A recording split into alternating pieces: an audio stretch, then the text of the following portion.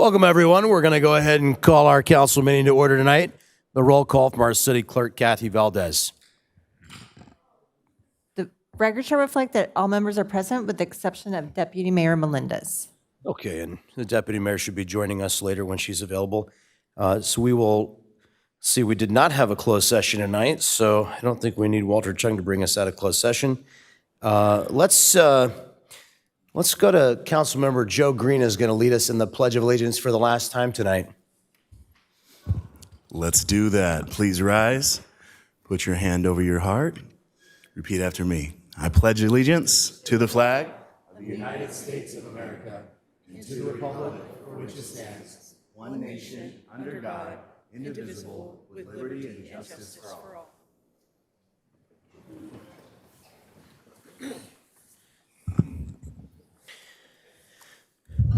Yesterday, the city council and I had the honor to present proclamations to our city's veterans on November 11th, declaring that day as Veterans Day in the city of Vista, and November as Veterans and Military Families Month in the city of Vista.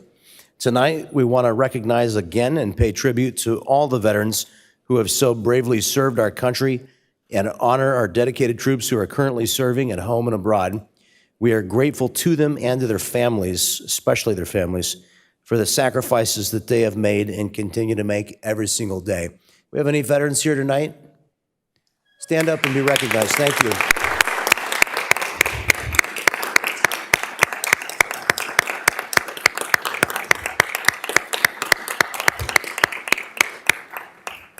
Thank you all for your service to our country.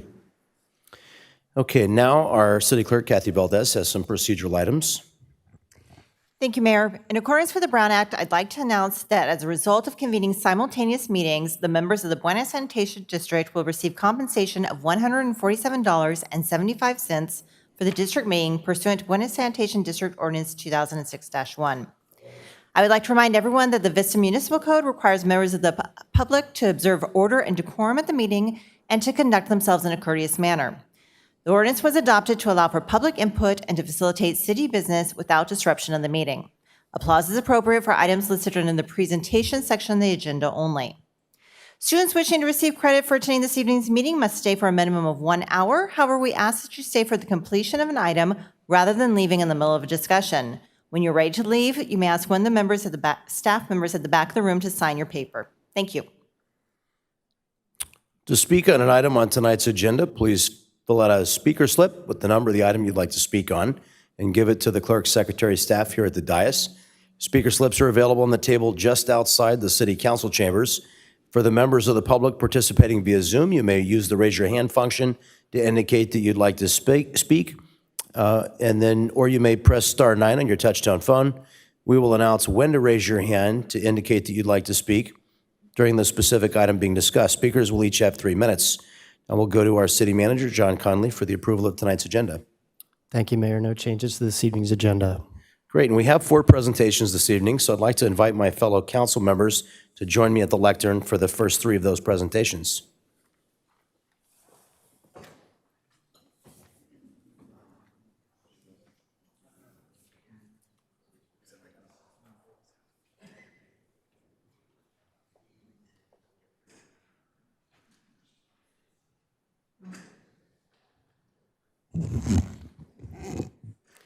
Our first proclamation tonight is one declaring November 13, 2024 as Judy Davis Day in the city of Vista.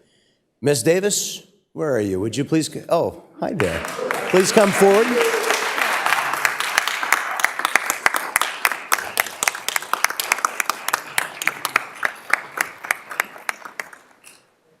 Yes, would you please? Please. Yeah. And if you come prepared any type of contemporary dance or anything? Yeah. Okay.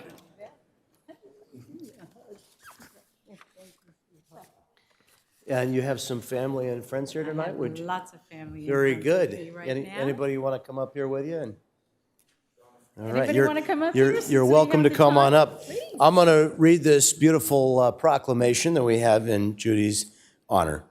Whereas today we honor Judy Davis for her remarkable 43 years of steadfast commitment and outstanding leadership in her roles as Administrative Hearing Officer and senior advocate at the Legal Aid Society of San Diego.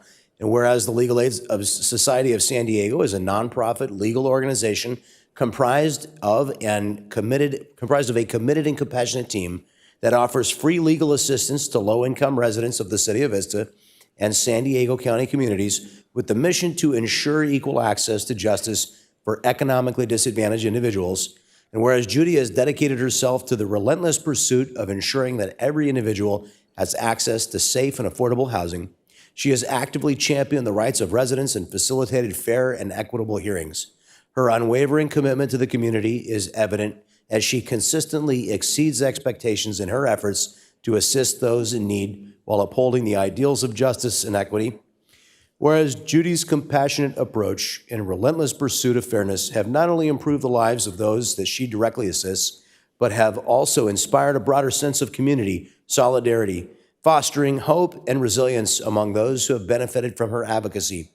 Judy's dedication extends beyond her direct advocacy work, as she has been instrumental in supporting and training her colleagues to become better advocates and attorneys, sharing her vast knowledge and experience, and fostering a collaborative and supportive work environment. Judy's commitment to professional development has continued to shape a new generation of advocates who are well equipped to continue the fight for justice and equality, creating a legacy within the Legal Aid Society of San Diego and beyond. Now, therefore, I, as mayor and the members of the Vista City Council, wish to extend our heartfelt congratulations to Judy Davis for her remarkable 43 years of unwavering compassion dedicated to enhancing the lives of others through her advocacy for their rights and her commitment to ensuring fair and just hearings. And we do proclaim Wednesday, November 13th, 2024, as Judy Davis Day in the City of Vista.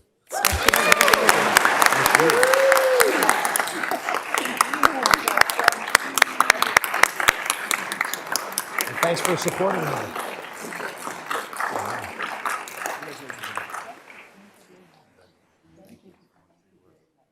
Would you take a picture with us right here?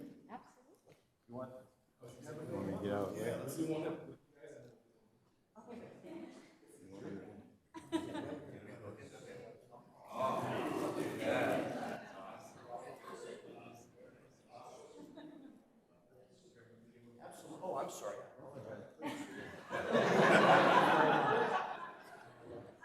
You're with that. Thank you.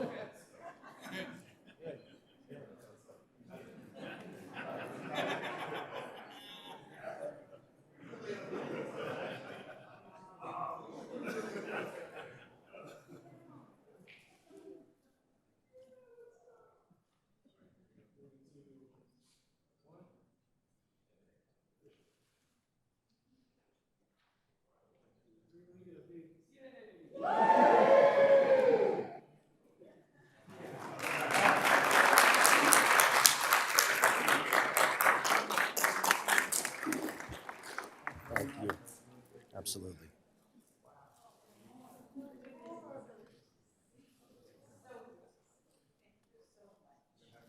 Thank you again. Thank you.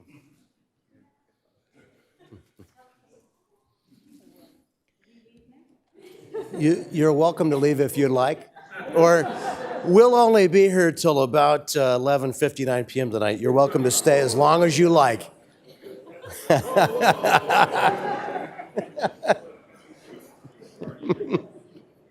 Of course, that's up to my colleagues on the council how late we're ultimately here. Thank you so much. Now, our next proclamation is one declaring November 14, 2024, as Rancho Buena Vista High School Day in the City of Vista. Here to accept the proclamation are the Wind Ensemble Assistant Director, Jordan Jellison, and Wind Ensemble students, Stephanie Mugarami, Olivia Moorman, Gabriela Hernandez. Come on down.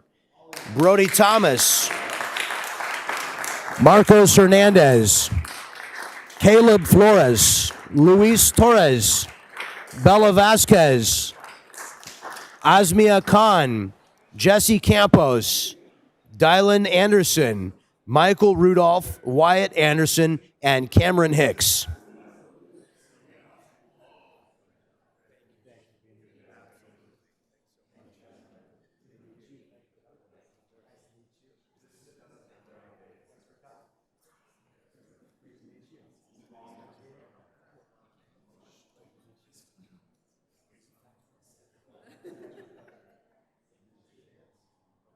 Let's see.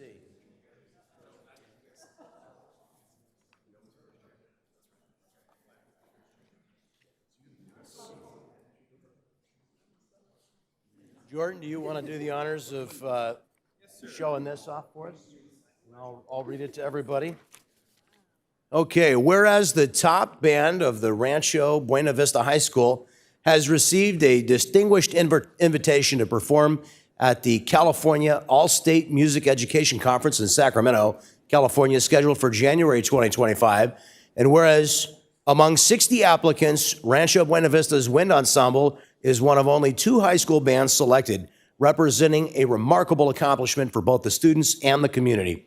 Whereas the California All-State Music Education Conference, CASMEC, is a prestigious gathering for music educators throughout California, featuring lectures, professional development opportunities, and performances from carefully selected schools.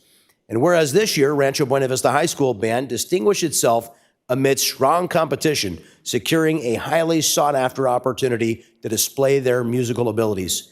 And whereas band director Eric Weirather expressed, quote, "I am incredibly proud of our students' work ethic and dedication to musical excellence. It is an honor to be chosen to perform at the State Music Education Conference."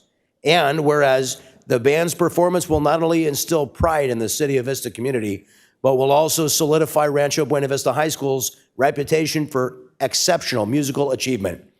This multi-day trip offers a unique educational experience, allowing students to engage with a higher level of performance on a statewide stage. Now, therefore, I, as mayor, and the members of the Vista City Council wish to extend our heartfelt congratulations and recognition to the Rancho Buena Vista High School Wind Ensemble and band director Eric Weirather for their exceptional achievement in receiving an esteemed invitation to perform at the California All-State Music Conference. Furthermore, we officially declare Thursday, November 14, 2024, as Rancho Buena Vista High School Day in the City of Vista.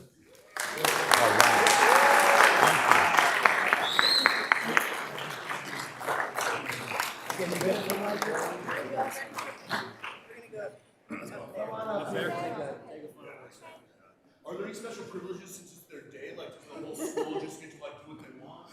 Yeah, it's not a day off school. We're sorry about that. National holiday. I'm taking Thursday. Come on up this way.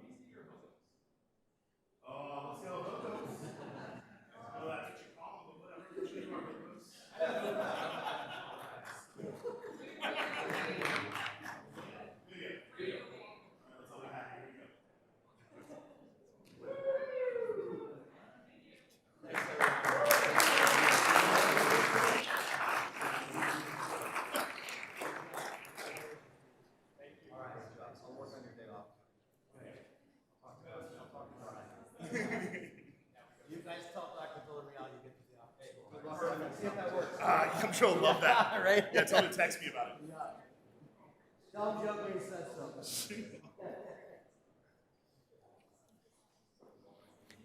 Okay, everyone, one more proclamation here. One declaring November 30th, 2024 as Small Business Saturday in the city of Vista.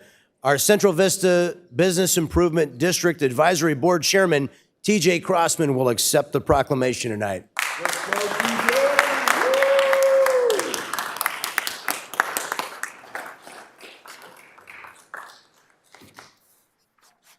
All right, I'm going to give you this to show off to everyone, if you would.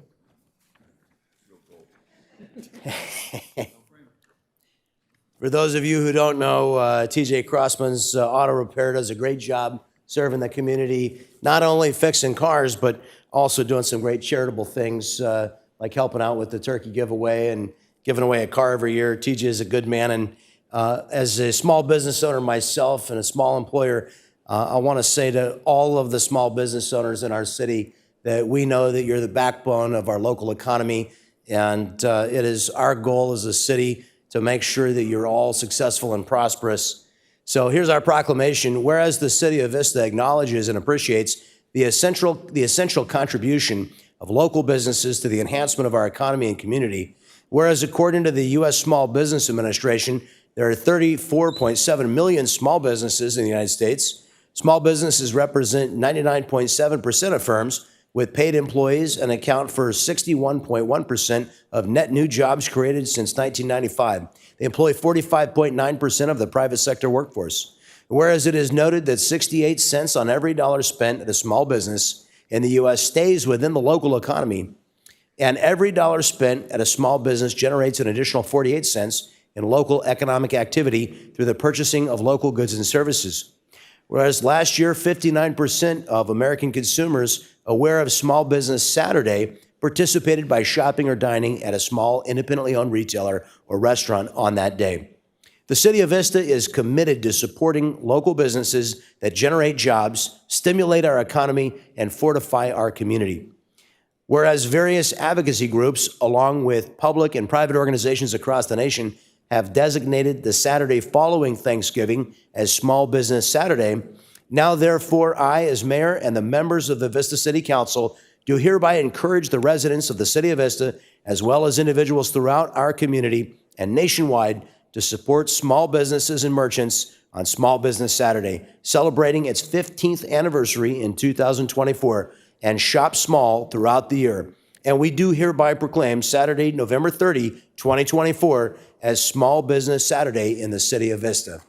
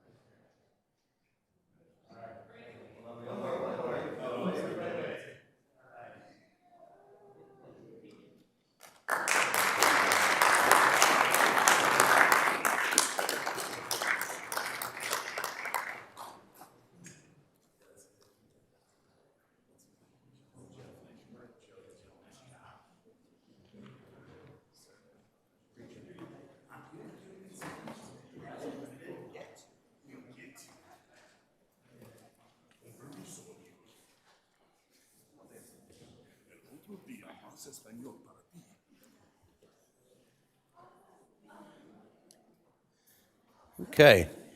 Thank you again to everybody who was honored this evening. We'll ask those of you who are on your feet to please take your conversations outside the council chambers. That's Aaron and everybody talking to him in the back of the chamber.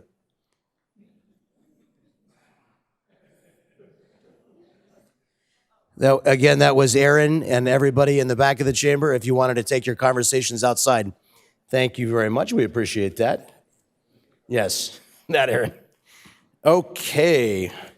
That's going to bring us to our final presentation, which is an update from the Vista Fire Department by Chief Gerard Washington. Chief, welcome. And all of our chiefs here tonight, welcome.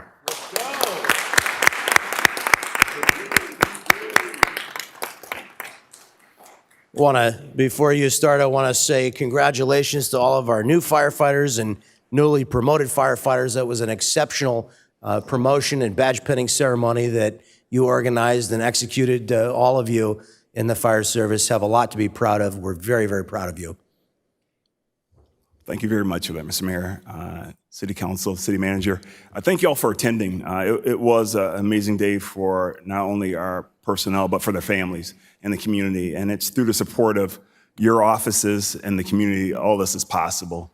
The command staff that I have here today and those that are working are unbelievable. I tell everyone this, and I never pass an opportunity up to acknowledge that this by far is the best command staff that I've had in my almost 34-year career.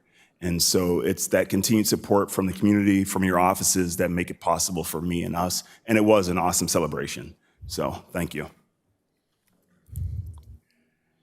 So first things first here. I think it's important for individuals to understand about the fire service. And we don't just respond to medical calls or fires.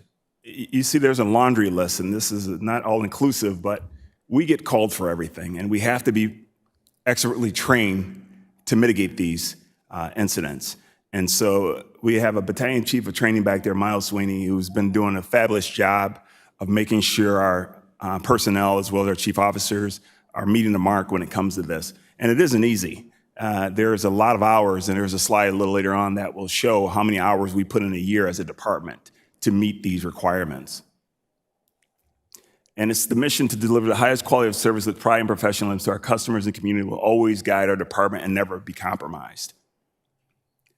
There's our mission statement along with our vision statement. These can be found on our website, which I think is very important that these are public facing so the community knows what is the Vista Fire Department about.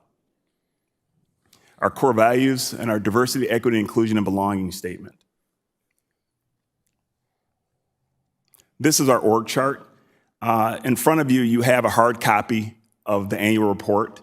And so I'm just going to hit some of the highlights to respect the time of everyone this evening.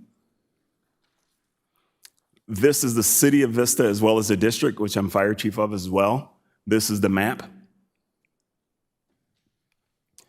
This is the big one for you to take a look at when it comes to the incidents that we respond to here in the city of Vista. When you look at the total number of incidents, 16,328, you can imagine every year that'd go up by about 5 to 7%. And so it's having the resources, the personnel to mitigate these situations. And so again, thank you so much for your support. And when you look at by incidents, by units, we've had a breakdown of that as well. The big one I like to point out when it comes to fire is the fire loss was over 3 million for 2023. Property saved, 13,000. These are businesses and homes that were allowed to remain open due to the swift mitigation of the emergency by our department and its members. So that's kudos to them. It gets lost a lot of times when we only stress dollar loss. Well, we also have to acknowledge what was saved due to the training and equipment of our personnel that make a difference for businesses to stay open and for people to remain in their homes.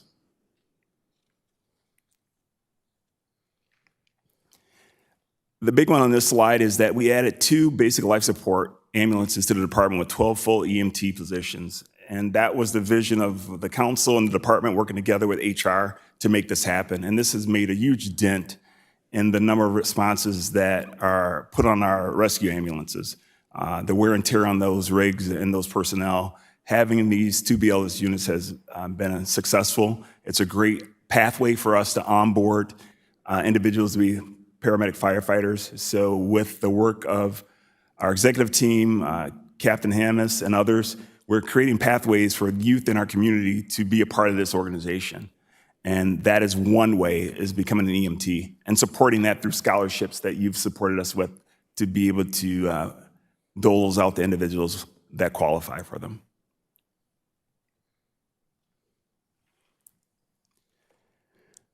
We stood up in the year 2023 2 committees, recruitment and retention. And those are the words that you hear everywhere in the North Zone, in the county, and the country, in the fire service, that there is a lack of talent out there that's being hired.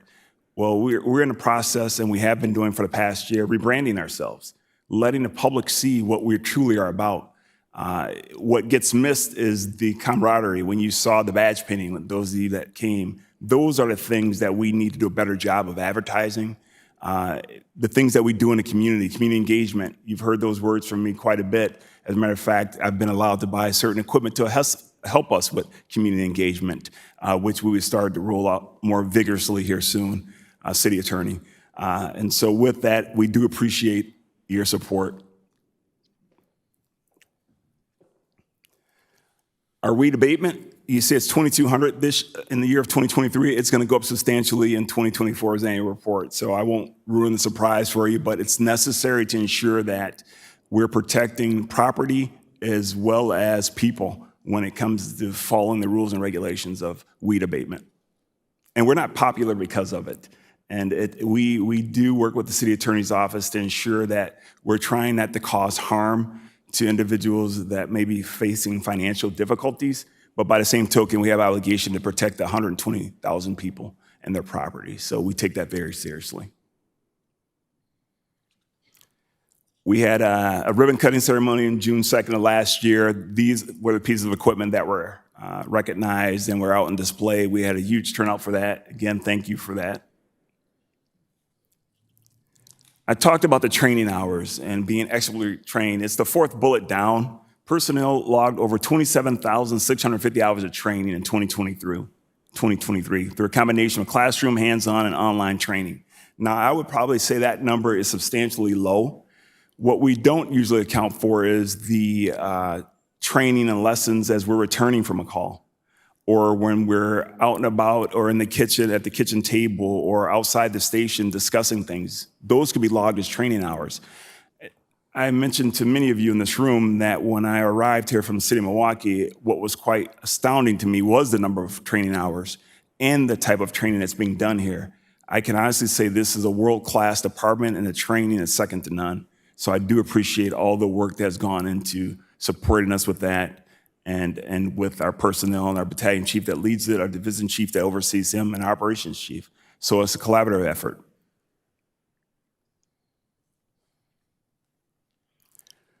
Training EMS. We have great partnerships, third bullet from the bottom, with Vista Unified School District. Working with Dr. Doyle and his staff, it's been nothing but amazing for me. The cooperation that is afforded us as a fire service and his eagerness and everyone that works with him and around him to build those pathways to have individuals join our department and make it more easy to join the Vista Fire Department versus putting obstacles in individuals that have grown up here in the city of Vista. And I say it often, these are folks that we want. They are ambassadors for the fire and EMS service. As we look at the demographics of our department, and the age and the number of years of our staff, we have to start getting ready and make sure we're sincere when we talk about succession planning. And it's not only from the EMTs, but all the way up to the fire chief. And it has to be consistent and it has to be intentional. And so working with my command staff, with the floor, we are building some pretty cool things to ensure this happens. That hopefully that after Gerard Washington steps down, that you never have to go outside the city of Vista to find your next fire chief. Emergency management, I know this is near and dear to the mayor, stood up again the rebuilding of the CERT program, and it is much needed, and it's becoming robust. And with that, it's ensuring that we train people up in those situations where we may need their services to help us because we may be slightly overwhelmed with a man-made disaster or natural-made disaster, and these are the people that can take care of their communities and be those leaders that we can actually take care of the rest of the North Zone or county or whatever needs to be done. It's a true testament to those that truly care about the community, that they want to be a part of this, and it's not missed on us. And I think it's a big deal. I think emergency management is a big deal, and Dr. Ed Kramer has been nothing but amazing. I tell you, his talent, it far exceeds the county and even the country when it comes to his vision and what we've been able to do and what we're going to do because of his expertise. A lot of times people want to take that for granted, like, no big deal, it's not going to happen here. Me as the fire chief and him as the emergency manager and my command staff and everyone on the floor, we don't have that luxury of maybe it won't happen here. We have to be prepared for it, and I take it very seriously. And to have a resource like him in that seat, I can't tell you how grateful I am.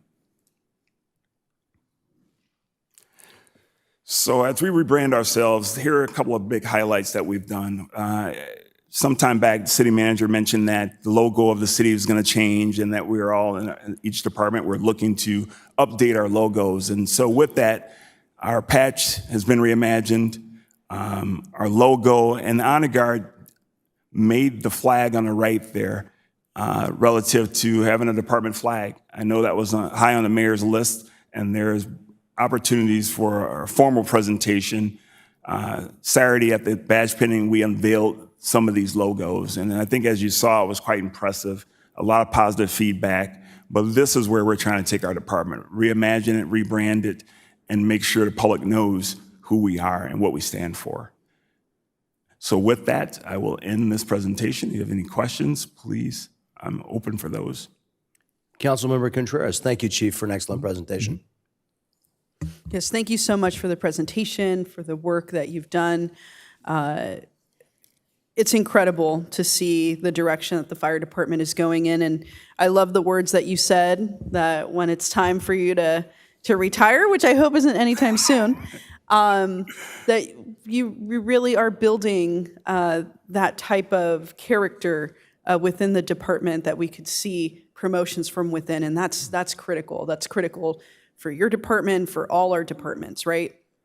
I do have a question regarding incidents. And this is actually something I've spoken to city manager about.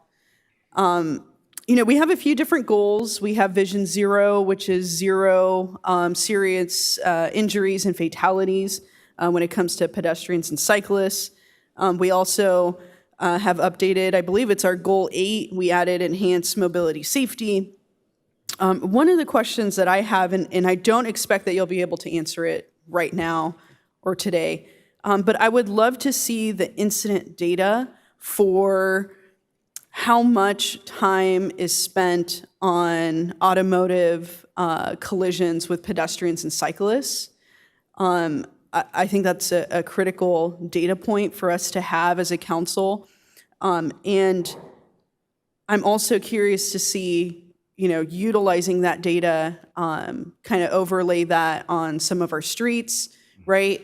I think we did a great job setting that baseline of where we're not going to be administering any kind of traffic calming treatment to ensure that, that you can report to incidents on a timely fashion. But I think that, we're building upon this vision of how to reduce these incidents, and I just need more data about it. So I'll be working offline with city manager and with you all to ensure that we can get that data set and see what we can do to reduce those incidents, because I'm sure that it takes a lot of time. When we had our Captain Boyce from the Sheriff's Department come and tell us how many accidents, it was like over 200, were happening because of DUIs, right? So, I see it. I rode my bike here, and now that it's getting darker faster, I'm just like, okay, hopefully I make it safe, but I see a lot of reckless driving out there, and I just want to make sure that we are trying to have a holistic treatment, but I want to see how much time you all have to spend, because that's also cost savings for the city when we can implement traffic calming, right, to ensure that you are well-staffed and we don't see, maybe that's a category of incidences that we won't see moving 5%, every year. So, but that's the only question I have, really a comment, and I'll be working with you offline. But thank you again so much. The community really appreciates the service and the leadership that you exemplify. So thank you again. Thank you. Councilmember Green. Thank you so much, Mr. Mayor, and thank you, Chief Washington, and your entire staff for putting this together. A couple things I wanted to highlight was the fire prevention and public education. It's been a really huge thing. We had this mandate where we had to inspect so many buildings. I know you guys really grabbed the bull by the horns, per se, and knocked all those out. The other thing is the weed abatement inspections. In the state of California, AB 38 mandates that anytime you transfer a property and it's in a high fire hazard zone, you have to have a defensible space inspection. And the city of Vista is at the tip of the spear with the organization on it and the turnaround time on that. Additionally, our fee on that is about 25% of what the surrounding cities are. So we may be raising that fee a little bit because we're so efficient, but getting all of this done, these are actually services we're providing for the community to prevent future fires. And we just saw this fire in Fallbrook off of Gird Road that closed the 76 that one of my clients could see out their back window. And knowing that we constantly have inspectors out, making sure people have defensible spaces and that we're not at risk so much in Vista because of the prevention efforts is huge. So number one, thank you for that. The other thing that I wanted to talk about is the training and EMS division. This is something that I feel like is extremely innovative throughout the county, and it's something that our firefighters worked on with their ALS and BLS study and really brought to fruition. And I feel like having our EMS employees out there with transports are freeing up our actual paramedics for the serious issues that are up there and helping with response times on any serious 911 calls. So as a council, that's something we wanted to work with the fire department on. And I know when you came here, you were able to implement that. So I wanted to thank you for that and really highlight that in addition to EMS, they're being trained by their peers. And just like you're trying to have a succession plan when it comes to the upper management, we have this whole succession plan with our EMSs, changing to paramedics, to engineers, to firefighters, to captains, to possibly battalion chiefs. And I've been blessed to see some firefighter paramedics who turn to engineers and captains who are actually battalion chiefs right now in the city of Vista. So the fire dream is real within the city of Vista. And as a fire chief and our new fire chief, I just wanted to tip my hat to you. Thank you for being here where we are and just encourage you to keep that communication open moving forward. And the three things that I think of when I think about what you do is innovation, transformation, and empowerment. And that last one that I bring to you, the empowerment, in my opinion, is the biggest one. You're always there telling your subordinates how great of a job they're doing and how they have the ability to change the community and be more than just firefighters. And for me, that's huge. So I love the Vista Fire Department. I love everything you guys do. I know we run more calls than most cities across the county. And for you to take time and present to the council like this really means a lot to us as a council. And I hope our citizens also, and I know our citizens also appreciate the work you do to keep them safe. So thank you so much, Chief Washington. Thank you very much. Councilmember O'Donnell. Thank you. I'm going to just echo all the comments from Councilmember Contreras and Councilmember Green. The work that you do is tremendous. And I just want to say thank you for this presentation and the work that you do every single day. On our department, when we talk about community engagement, the station tours, I know we're extremely successful. I know that because I went to the one near my home and there was probably like 60 people there, and that was just in the beginning. So when I say this, I mean it very sincerely. The community notices, and the work that you're doing to get the outreach and engagement is tremendously important to continue building that. The other thing is, I look at your numbers of calls to service, and all that does is solidify the decision that we made and how correct it was to be forward-thinking for our EMT program, because that is a direct pipeline to hire more firefighters and move them through the system while also relieving those that are on duty from having to ride in the ambulance and on the engine. So I applaud that vision that has been laid forth and the work that our fire department's doing. Beyond that, I mean, the information in here is fantastic. The only other two things I'm going to say is for those of us that were there on Saturday, I just want to say congratulations to all those that were recognized at the badge pinning ceremony. I was told it was going to be 3 hours. You all did 1 hour, 15 minutes, which shows the efficiency of our fire department. So I am grateful for that.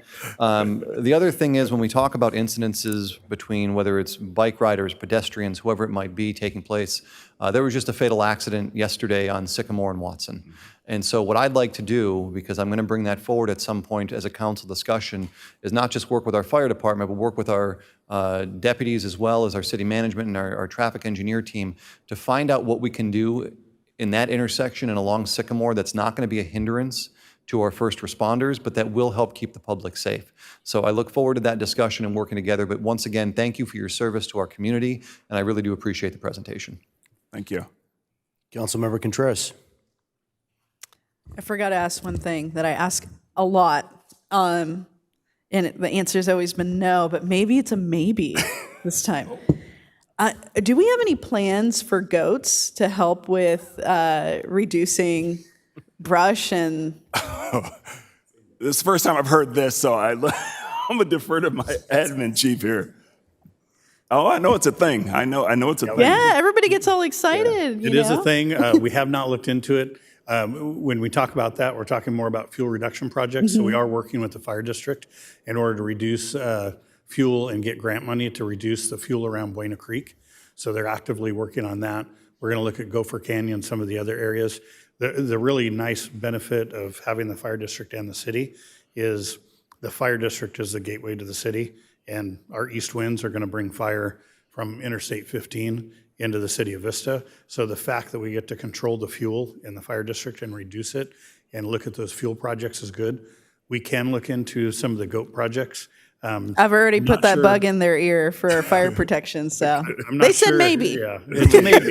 It's a maybe, and if it's cost effective and we Yeah. can prove that it works, we just got to make sure that U.S. Fish and Wildlife is okay with them. Right.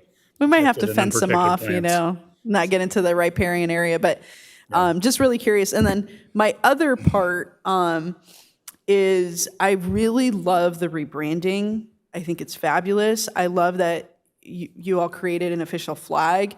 And I'm wondering, when is, I should know this, but I can't recall. When is fire, there's like a month for, October, this past October. This was all supposed to happen last month. Okay. And it fell on me. A couple of things came up, and the city manager allowed me to push this presentation a little back. So that's on me. Next one will be next October. so next, I think this is a great flag to fly. So I would love to see that happen next October. So I just wanted to make sure I advocated for that. But that's it, and I'll hear back about the goats. Okay. All right. Thank you. I would just add, I don't know that any of us have received complaints. I never have about people who've been on the receiving end of those mitigation notices, but we receive many complaints from adjacent neighbors who are concerned. So keep up the good work. Don't let up. All of our homeowners insurance is almost unaffordable now, and in part because of the fire threat. So thank you for making that a priority. Continue to make it a priority. And I know I've asked the city manager to ask the fire department to not wait if we have people who are not mitigating their fire hazard situation in a timely amount of time. It's incumbent upon us to declare the nuisance. Obviously, that's up to your technical expertise when it is a real danger and when it is not. We don't want to impose costs on property owners, but we do have some property owners that don't live in Vista and may not be as concerned about whether their neighbors' houses burn down, but we are very concerned about that. So keep that up. That's extremely important. We appreciate your good work on that. And your work across the department to all of the firefighters under your command. Thank you to them, and thank you to you, Chief. For sure. One last thing here. I'd be remiss if I didn't thank the directors in the city here for their support. Truly as a team here, and we have a great captain leading us and the city manager. So without them, a lot of these things wouldn't be accomplished. So there's cooperations throughout. So thank you very much. Very good. Well said. Thank you.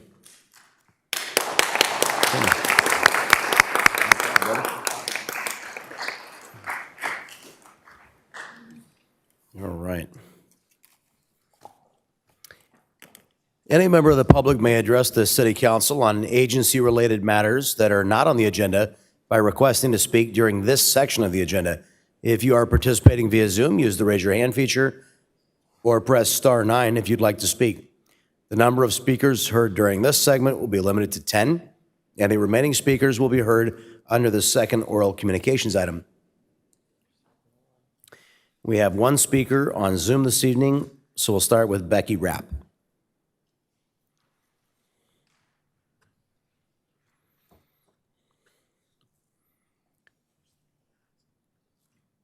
Becky Rapp on Zoom. Yes, great. Thank you. Good evening, Mayor Franklin and Council. My name is Becky Rapp. I'm a parent and a public health educator here tonight to raise awareness of the dangers associated with mislabeled marijuana products. At a recent press conference, the San Diego County Sheriff's Office warned the public that they've uncovered multiple mislabeled products at local smoke shops, gas stations, and convenience stores. products that were labeled THC free but did in fact contain the ingredient. Take it a step further, these products were packaged and marketed in ways that appeal to children. They came in the form of flavorful vape pens, candy bars, cookies, gummies, and edibles such as lollipops. This should have every city in our county deeply concerned and upset. One, upset that rules are being violated, unenforced, and manipulated. And two, that public health and safety is being jeopardized. I'd like to ask if any member of this council has or knows a child who suffers from a severe life-threatening allergy. Can you imagine walking into a convenience store and purchasing a snack after carefully examining the label to make sure it's free from products containing the allergen, only to find out minutes later, after consumption, that in fact the product was mislabeled? This is the exact situation that has become a reality for parents as they've rushed their children to Rady Children's Hospital for treatment. Dr. Natalie Lobb, who specializes in pediatrics and child abuse, has stated that this is a reality, and sadly, the ER sees these cases every day. I ask this council to recognize the rules are being violated and that it's weakening the confidence of residents. Please partner with local law enforcement and demand that products are put through stricter and more vigorous testing procedures. Thank you. Thank you. Now we'll go to Megan Stewart on Zoom. Thank you. Good evening, Mayor Franklin and council members. The conditions in which we live, our jobs, neighborhoods, schools, and access to healthcare are what we call in the world of public health the social determinants of health. But equally impactful are what experts are calling the commercial determinants of health, or how the products and practices of certain industries shape our well-being, including the tobacco, fast food, alcohol, and marijuana industries. Each year, the CDC reports that over 480,000 Americans die from tobacco-related illnesses, and the associated healthcare costs exceed $300 billion. Despite progress in reducing smoking rates, vaping rates, particularly among young people, are growing rapidly. Though it is advertised that vaping may be less harmful than traditional cigarettes, studies continuously show that it still leads to addiction and may even be physically more harmful than cigarettes, setting up potential lifelong health risks. Without a solution to this issue, professionals are suggesting a huge problem. Meanwhile, the marijuana industry has taken advantage of legal gray areas and loose regulations, using marketing tactics like colorful, child-friendly packaging to normalize drug use. This has led to an increase in marijuana consumption across all age groups, including seniors who may believe marijuana is a safe remedy without understanding the health risks. Just as policies like smoke-free laws, age restrictions, and targeted taxes have reduced the harms of tobacco and alcohol, similar actions could mitigate the damage being done by marijuana and vaping in Vista. Thank you so much. Next, we'll go to Judy String on Zoom, followed by Joshua Tienda. Good evening, Vista City Council, and congratulations to the candidates that provided such great information to all of us to help us make choices this last election season. I know that there's a great deal of relief to see it come and go, but I also know there's always a little bit of angst associated with all elections. I came because I wanted to share with you all my thoughts regarding public health and why it's important to all of us. You may know that 3 years ago, the state government, of course in Sacramento, instigated a new program that they called CalAIMS, which stands for California Advancing and Innovating Medicare, or CalAIMS. It was the idea that there was a way to use the Medi-Cal program here in our state to help the state's poor. Well, I got to thinking about this over the last 3 years, and now we have 2 more before the 5-year program is up. And what I realized was, as a person who receives Medicare, that Medicare, federal Medicare, pays for 17% of the health cost of our California residents over the age of 65, and Medi-Cal pays for 33% of our state's low income. Well, that means that 50% of the people in California who are taxpayers are paying the health cost of the other 50% plus their own. I'm not saying that I think this is a bad thing, but it certainly paints the picture of why it matters to all of us what we choose regarding health and safety choices. And it also matters what this city adopts as policies and what businesses the cities enable. So I bring to you my continued concern that it's extremely important that we don't enable, promote, or normalize the use of alcohol, tobacco, or marijuana products. All can and do contribute to personal health issues and wreak havoc in our families and neighborhoods. Thank you for letting me share these thoughts with you this evening as you look forward to policy making later this evening. Joshua Tienda.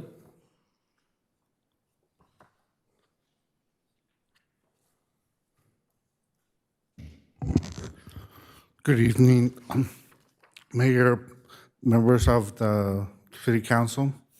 I'm addressing something that that just happened in Amsterdam, and we saw members of a Jewish soccer team get beat up by thugs and mobs that simply didn't want their presence there, and chanting anti-Semitic slogans. And you could say, what does it have to do with Vista here? Well, not too far from here, from Berkeley and UCLA, you see similar encampments with similar language being espoused with slogans like globalize the Intifada and death to Jews. And we always hear from the left that if hate speech leads to violence, but in this particular manner, it doesn't. There's no alarm. There's no advocacy for minority groups, which normally get coverage when there's hate against Asians, when they hate against Latinos. There's big press coverage, all nonstop, wall-to-wall press. But when it comes to the Jewish people, there's a double standard. And I feel like we need to speak out against anti-Semitism and injustice towards Jewish students and in general, speak out against hate. Thank you. Thank you. It will bring us to our consent calendar tonight. The recommendations on the consent calendar will be enacted in one motion unless an item is received from the calendar. Any member of the public may remove an item by submitting a request to speak card to the clerk secretary here at the dais, or by using the raise their hand feature on Zoom, or by pressing *9. Items removed from the consent calendar will be considered immediately following the adoption of the calendar. We have 15 consent items this evening, and taking one step backwards, that was the end of our oral communications opportunity, and since we had fewer than 10, that will close the opportunity for public comment this evening. We do have a public speaker on item number C3, and so that item will be removed from the consent agenda. And let's see, is Councilmember Green sought to be recognized? Yes, sir. First of all, I want to thank staff and all the community members for all the work they did. A lot of items on that consent calendar tonight, and I wanted to move to approve, I guess, the balance of the consent calendar as presented. Very good. Councilmember O'Donnell? I will second. Councilmember Contreras? I just wanted to draw attention to C15. If this consent calendar item passes, this is a huge acquisition for the city. It is 1.39 acres on East Beaubier Drive in District 1. And I look forward to this passing and it being an awesome park in the future. And that's all from me. Very good. And Peggy Walker on Zoom, was there an item on the consent agenda that you wanted to speak on? Thank you. I certainly don't want to remove it from the consent item. I just wanted to speak to it. Is that all right? If you speak to it, then it will pull it from the consent agenda. Okay, no, then I'm gonna, no, I don't want to pull it. Thank you. Okay, thank you so much. Uh-huh. All right, then we have a motion and a second to approve the consent agenda except for item C3. So please cast your votes.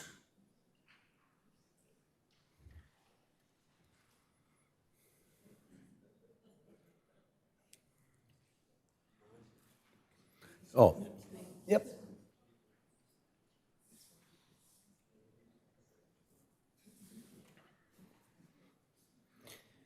Okay, that item is approved with 4 votes in favor, and the record will reflect Deputy Mayor Melendez is absent from this vote.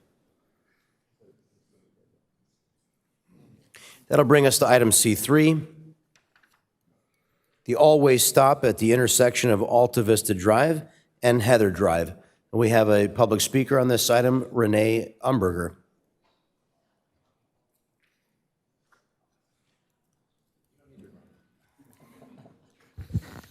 Thank you so much, Mayor, council members. I had no idea how this works, or I wouldn't have wasted everybody's time, but I wanted to say thank you for giving your full consideration to our request. I live in this neighborhood. It is an amazing neighborhood, and the only thing that's going to make it better is if we can walk safely up and down Alta Vista without risking our lives in doing so. So I appreciate your support of C3 and the future speed bumps too. And I also want to say that traffic division, the engineering department, they are amazing, so impressive. So thanks to them, and thank you for your support. Thank you. I know our staff appreciates and well deserves those compliments. Okay, Councilmember Green.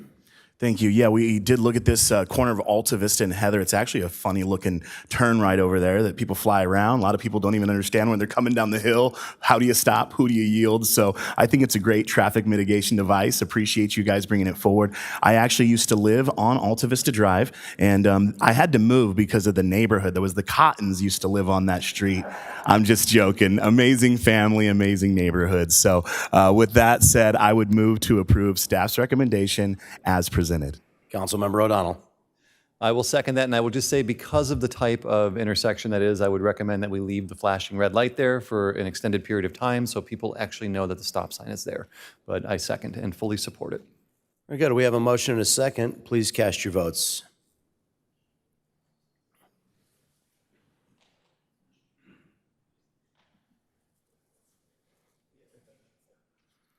Okay, the record will reflect that that motion was passed with 4 votes in favor and Deputy Mayor Melendez absent. Okay, and I apologize, but if you would, according to our ordinances, please hold your applause for the remainder of our meeting. Apologize for that. They make me do that. If I don't, they complain. It's true. Let's see. Okay, that'll bring us to our public hearing. Thank you for those of you who came to speak on these items. I'll ask you to please take your conversations outside of the building. Our first public hearing is regarding amendments to Chapter 16.04 of the Vista Development Code relating to public works construction, Green Book standards. Public hearing is now open. If any members of the public wish to speak on this item, they may indicate so by using the raise your hand feature by pressing star 9 or submitting a request to speak card here at the dais. Speakers will be called upon after the presentation. Our Engineering Division Manager, Matt Atterbury, will provide the staff report. Welcome, Mr. Atterbury. Good evening, Mayor, City Council. Tonight, staff is asking for the City Council to adopt an ordinance titled An Ordinance of the City Council of the Chartered City of Vista, California, amending Chapter 16.04 of the Vista Development Code relating to public works construction Green Book standards. So what are the standard drawings and the Green Book standard specifications? The standard drawings are a set of drawings depicting common improvements to be placed in the public street right-of-way, such as curbs, gutters, driveways, manholes, etc. The Green Book standards specifications basically describes general contract provisions, construction materials, and construction methods. The standard drawings and Green Book standard specifications are the backbone of our own plans and specifications required to bid out a CIP project. we consider these our contract documents. When designing a project, we start with the standard plans and the Green Book to develop customized plans and specifications tailored to the project. Since 1967, the APWA, which is American Public Works Association, has been updating these documents every 3 years. The last time the City Council adopted and updated and had an update to Chapter 16.04 was in May 2013. Since then, the updates to these documents haven't warranted us to consider adopting the new standards. However, recent additions are substantial enough to consider adopting the new 2024 standards. Is there any questions on this adoption update?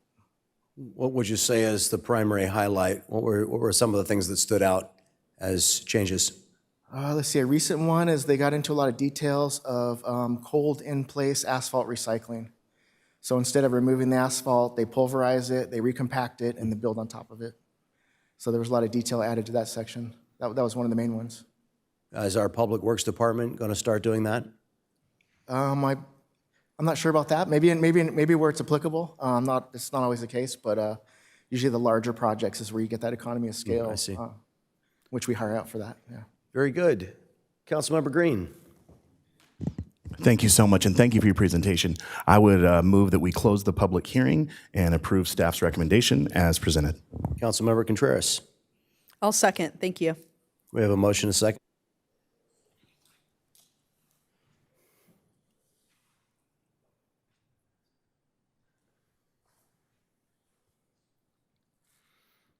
That motion is approved with 4 votes in favor, and Deputy Mayor Melinda is recorded as being absent. We have 4 discussion items this evening. Our first is regarding a public art pilot project to address graffiti and the submittal of a grant application to San Diego County's Community Enhancement Grant Program. If there are any members of the public wish to speak on this item, they may indicate so by using the raise their hand feature by pressing *9 or submitting a request to speak card at the dais. Speakers will be called upon after the presentation. Our Recreation and Community Services Director, Mike Pacheco, will introduce the staff report. Welcome, Mr. Pacheco. Thank you, Mr. Mayor. Good evening, City Council. Again, the item before you have tonight is Public Art Pilot Program. And we brought the subcommittee together from the Public Arts Commission upon your direction and came up with some areas that fit this criteria to have a test pilot. And as you all know, we've had some success with painting murals and has led to less graffiti and less tagging. In your report here, we have these 5 areas. The top one is the skate park. There's a lot of areas of the skate park that just don't really conform to having a mural. So there's lots of little areas like bars and benches that are part of this 203 incident count. But the main area that we're seeing is the exterior of the restrooms. The most 3 sides are all wrapped with a mural, but the front entrance where the doors are at doesn't have a mural. So we're proposing doing a mural there. And then the interior of the restroom, as you heard at the last council meeting, will be actually a bit more of a graffiti-proof area. It's like an epoxy, so that'll reduce a lot of the graffiti that's happening inside the restrooms. Looking at the rest are actually on private property. So Bungalow 101, just downtown over here, just that one wall that's on the South Citrus is a really big blank canvas there, and it gets hit pretty frequently. Right across the street at Shacks, there's the parking lot wall that gets tagged right there as well. And then moving down to North Santa Fe Avenue, two blocks kind of close together, the 7-Eleven parking lot wall, and as well as on the corner, the Salsa Market, and those two walls right there facing the corner. So the other item that we have is just the good timing is there's actually a grant right now through the county where we're going to actually apply for $50,000. So timing is kind of the essence. The funds will actually just be ongoing until they're depleted. So we're hoping this would get approved, and then we could actually submit this also for approval. And then also later tonight, we have on the agenda to the whole project is going to be $75,000. So it's $15,000 per wall. So the remaining funds, if we do get some grant money, would actually just be covered through year-end fund balance, excess Canis revenue. And with that, I'm available for any questions you might have. Very good. We have public comment on Zoom from Ala Valdespino.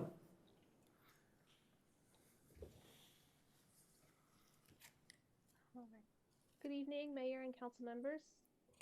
I come here to voice support for this art pilot program to address graffiti in our neighborhoods. As both a local resident, as an employee of Vista Community Clinic's Built Environment programs, murals are an excellent tool to not only beautify our community, but also as a way to celebrate community identity and pay respect to local cultures and history. In order to ensure successful mural installations, I suggest that the city and Public Arts Commission look to involve the community as much as possible. This includes inviting local residents and local artists to take part in the creation of murals, mural ideas by maybe putting out a call for submissions and to invite residents to take part in the painting of these murals themselves. An example close to home was at John Landis Community Resource Center in Oceanside, where last year they invited the community to help paint a mural on the center's wall, which was really great. There was children, parents, community members. So I just suggest that as an idea for the city tool if they do go for this grant. Thank you for your time. Thank you. Councilmember Contreras. Thank you for this presentation, and thank you so much for the work that's gone into it. This is something that I brought forward as a discussion with council, and I really wanted to give it to the Arts Commission to develop, right? We only have so many meetings up here, and we don't want to fight too much over developing plans. And I just want to give a huge shout out to the subcommission committee that was created. Chair Summit, Commissioner Lopez, and Commissioner May Fitzgerald. Thank you so much for helping develop this. I am 100% in favor. Mike, I appreciate you letting us know that the interior of the restroom is going to be treated. One of the things that I'm just kind of curious as far as a timeline for completion, when do we anticipate that these murals will be done? Okay, that's a great question. So this is actually subject to our 30-day review period that we have for all public art. So once we do put out a call to artists, and once we've worked with the business owner, we would put this out for the public review notice. After the 30 days, it would go to the Public Arts Commission for recommendation to approval to City Council. So I'd say it's a few months for each one of these murals. Okay, to actually have the design, or for once the design is approved, how long for the completion of the mural? I know it's like, it could differ a lot, but just ballpark figure, I'm trying to get a timeline. Great question. So we put out a call to artists. We'd like to put it out for at least a few weeks just to get the submissions. And then just given on the timing of when this kind of falls to the Public Arts Commission meeting, we can always do a special meeting if need be. But yeah, I would think just 2 months with getting finding the call to artists, getting submissions. We usually have a subcommittee that we work with from the Public Arts Commission as well.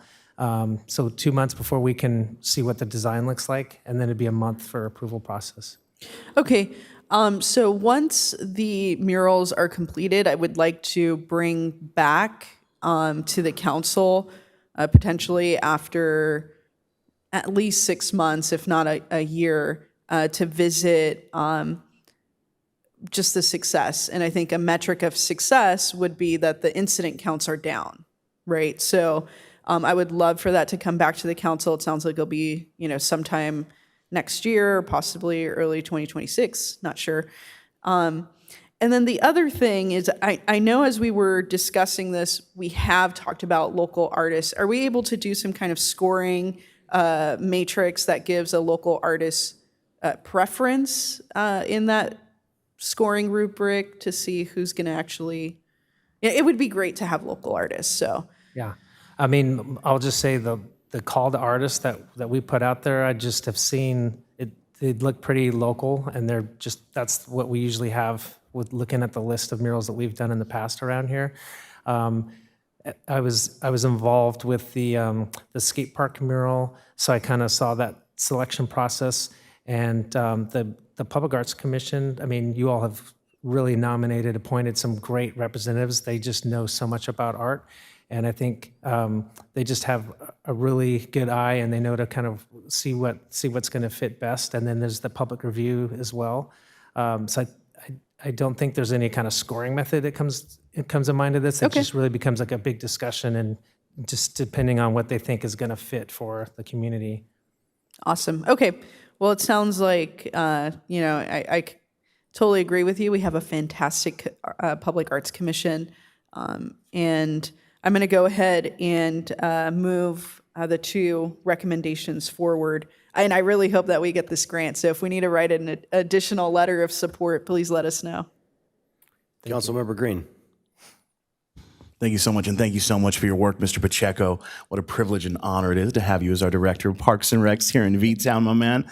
A lot of people don't know, but 203 incidents at the skate park. 203 incidents, that's a lot of tagging. So yeah, I'm hopeful that this will definitely cut those down. I also want to tip my hat to Public Works. We have a great graffiti abatement department, and when there's been any type of gang graffiti on even private property, they've been really good about cleaning it up. I actually saw one of our Public Works people out there cleaning it up today, just popped up last night, already on top of it. So if we could cut down those incidents, that'd be great, and I'm glad that we included the Art Commission, and as a council, I know we've all made great recommendations. Mandy May Fitzgerald, I believe, is mine. And yeah, she's the commissioner. I don't want to say it, but yeah, she's good. So anyway, with that, I'd like to second the recommendation and move this item forward. Thanks for your work, Mr. Pacheco.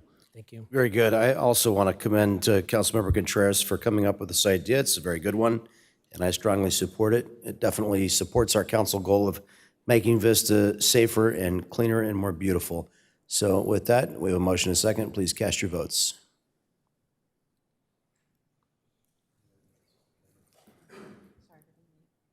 Not at all.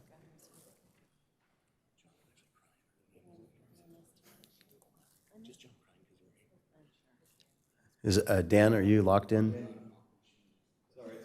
That's all right. That's quite all right. The record will reflect that that item was adopted unanimously. That'll bring us to item D2 regarding Vista Business Parks specific plan and a specific plan 14 for A-frame signage. If there are any members of the public that wish to speak on this item, they may indicate so by using the raise their hand feature, by pressing *9, or by submitting a request to speak card. Speakers will be called upon after the presentation. Councilmember O'Donnell asked for this item to be on the agenda, so we'll ask him to introduce it. Thank you, Mayor.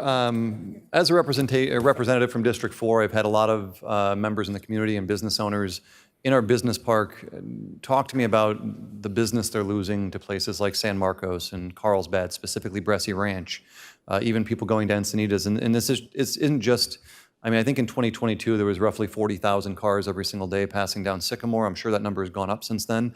But it's not just the people that don't live here. It's even the people that do live in our community that aren't aware of some of the businesses. Like 117 West is a good example. A lot of people don't even know it's there. I just went to my neighbor's house the other day. He's been going to San Marcos to go to Lost Abbey for years and had no idea that we had a tasting room in partnership with Mother Earth right in the business park off of Sycamore and Thibodaux. I know we have a representative from here from Burtech Family Vineyards tonight as well who's going to give a short presentation. But the reason I'm bringing this forward is because I've had the opportunity to speak with a lot of business owners in the business park. They want to try and find a solution to try and drive more business into our communities, into the business park, so they can be profitable, make sure that they can draw awareness to their business. And so with the advice from some of the people I spoke to, this was a solution that they had thought might be a good one.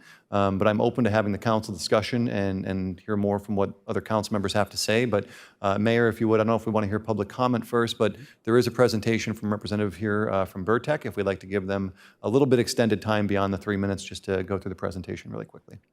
Sure. Do we have our representative from Burtech here? Please. Come forward to the lectern here and you grab that clicker right there. And if you want to use this microphone. Great. Can you hear me okay? Yes. Perfect. First of all, thank you for inviting me back. I just want to give you an update of what's been happening over the last 2 months since my last presentation here. So just to piggyback on what Councilman Dan O'Donnell was saying, we have our district, or right off of Sycamore, in that corridor between Melrose and the 78. As you can see, it's really industrial. And we feel that when the codes are written at the beginning, it was prior to the growth of craft breweries and wineries and distilleries within that area, industrial zone. And it's not just the beverage industry, but other small businesses as well. You know, as Councilman said, there's thousands of cars that pass through Sycamore each and every day. And, you know, if they're not stopping at our locations, they're stopping somewhere else, Brezzy Ranch, Encinitas, San Marcos. And it's just a loss of revenue, not only for us, but also for the city. We're asking the city to look at the code and to amend the code. It's something that makes sense for all of us, and to help small business with these updated codes to reflect the current environment that we're in. Some of the businesses that you could see here, and I apologize if I don't have all of them, these are just beverage businesses between that Sycamore and 78 corridor that are impacted. And I realize that I'm going to show to the bottom right there, there's some businesses up by the 78. That doesn't fall within that business park zone or area, but still, it still reflects businesses within Vista. As a business, we not only promote our businesses, but other businesses within the city. And so I think it's all important. We all work together as a group and a team there, again, supporting our businesses and the city as well. So if I could sort of plead my case again, this is a view of our property. It's on the top right. And you can sort of see from the bottom part that's boxed off, that's the area that people drive by. And it's really just a snapshot we have to capture anybody that comes to our business, which is located in the top right or top middle. There's really no foot traffic to speak of, and very limited auto traffic in that area. We're not on a main street. We're hidden within a business park. And as I mentioned, that little window where cars drive by, it's literally a blink of an eye. Nobody knows we're there. These signs that we're proposing are A-frame signs. We think they're essential in letting potential customers know our location.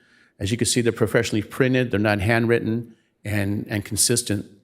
We're proposing, for our location, we're proposing 2 signs on our property and 2 at the entrance of the business park off of Sycamore. And where there'll be places away from the sidewalk and out of line of sight and not located in the right-of-way. This is sort of highlight what I'm speaking about. And if you could take a look at our lot is that 4-acre lot on top. It's highlighted in green. Our tasting room is the highlighted in yellow at the very top in the middle. And what I'm showing you here are the 2 stars where we want to put signs on our property, one at the corner and one at the entrance to the tasting room. The other 2 locations, we're looking at just right at the beginning of Sycamore, right in that corner. I realize that's a sensitive topic, but we think it's safe where we place them would be back behind in that grassy area, and at least give us a chance to have people, when they drive by, to see that we do have a business there on site. We know from the past, since we've had these signs taken down, that we've lost business. And even if it's just 1 or 2 new customers, it really does make a difference for us. It's terrible to see us on a Friday night with only 3 or 4 people in there. And as you can imagine, it's a lot of expense running a tasting room. And so we need to have bodies in there. I will say this, we have upwards of 400 members in our club, of which about 90% are from Vista and the surrounding areas. We hear time and time again that they found us through these signs. I mean, how else would you find us in that corner? There's no way of knowing unless you're in that business park. And so also, when we place these signs, we would put them up at 2:45 in the afternoon, Wednesday through Sunday, and we'll take them down at 6:45, 7 p.m. And that way it would be, it'd be consistent and it'd be reasonable. So some of the support that we have is from our own business park. They approved a letter saying that they approved temporary signs. They recognize the importance of these signs to increase overall consumer awareness in businesses within the park, which really translates to success for not only for our business, for them, and also for the city of Vista with the consistent revenue stream. I just want to close. I just want to thank our representative, Dan O'Donnell. He's been really instrumental in sort of guiding us in the right direction and helping us over the last 6-7 months. Also, Rachel Bell from the Vista Chamber of Commerce. We think that that we have some support, and hopefully with the support of you all too, we can come up with something that's really going to, I'm just going to say it here, let's find a solution together, right? It's Vista, it's small business. If we can find something that we could all work together and grow, I think that would be fantastic. So I know it was a short presentation, but is there any questions for me?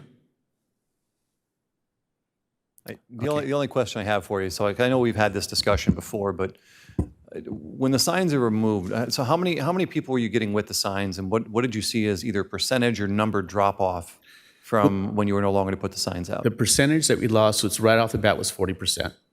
The people that are coming in are the people that know that we're there. We're not really getting any new business at all, and we had heard people going to Resi Ranch in that area as well. So bypassing our place, not only our place, but all the other businesses up and down Sycamore. Yeah, and I asked that because I've heard similar things from other businesses. So I appreciate the presentation. It's been a pleasure working with you as well. And I'll look forward to what council has to say about it.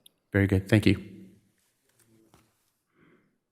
Thank you. We have two other public commenters this evening. We'll start with Rachel Beld, and then we'll hear from Vince Obarski.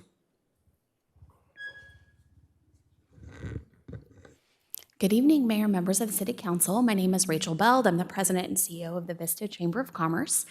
And earlier this year, in June, we co-hosted a workshop around signage regulations with city staff and the Chamber, hosted it for businesses here, actually in the Morse Vance room. And signage came up, and a representative from Burtec was at that meeting, and the conversation really took off. I know there had already been discussions around some needed signage within the business park.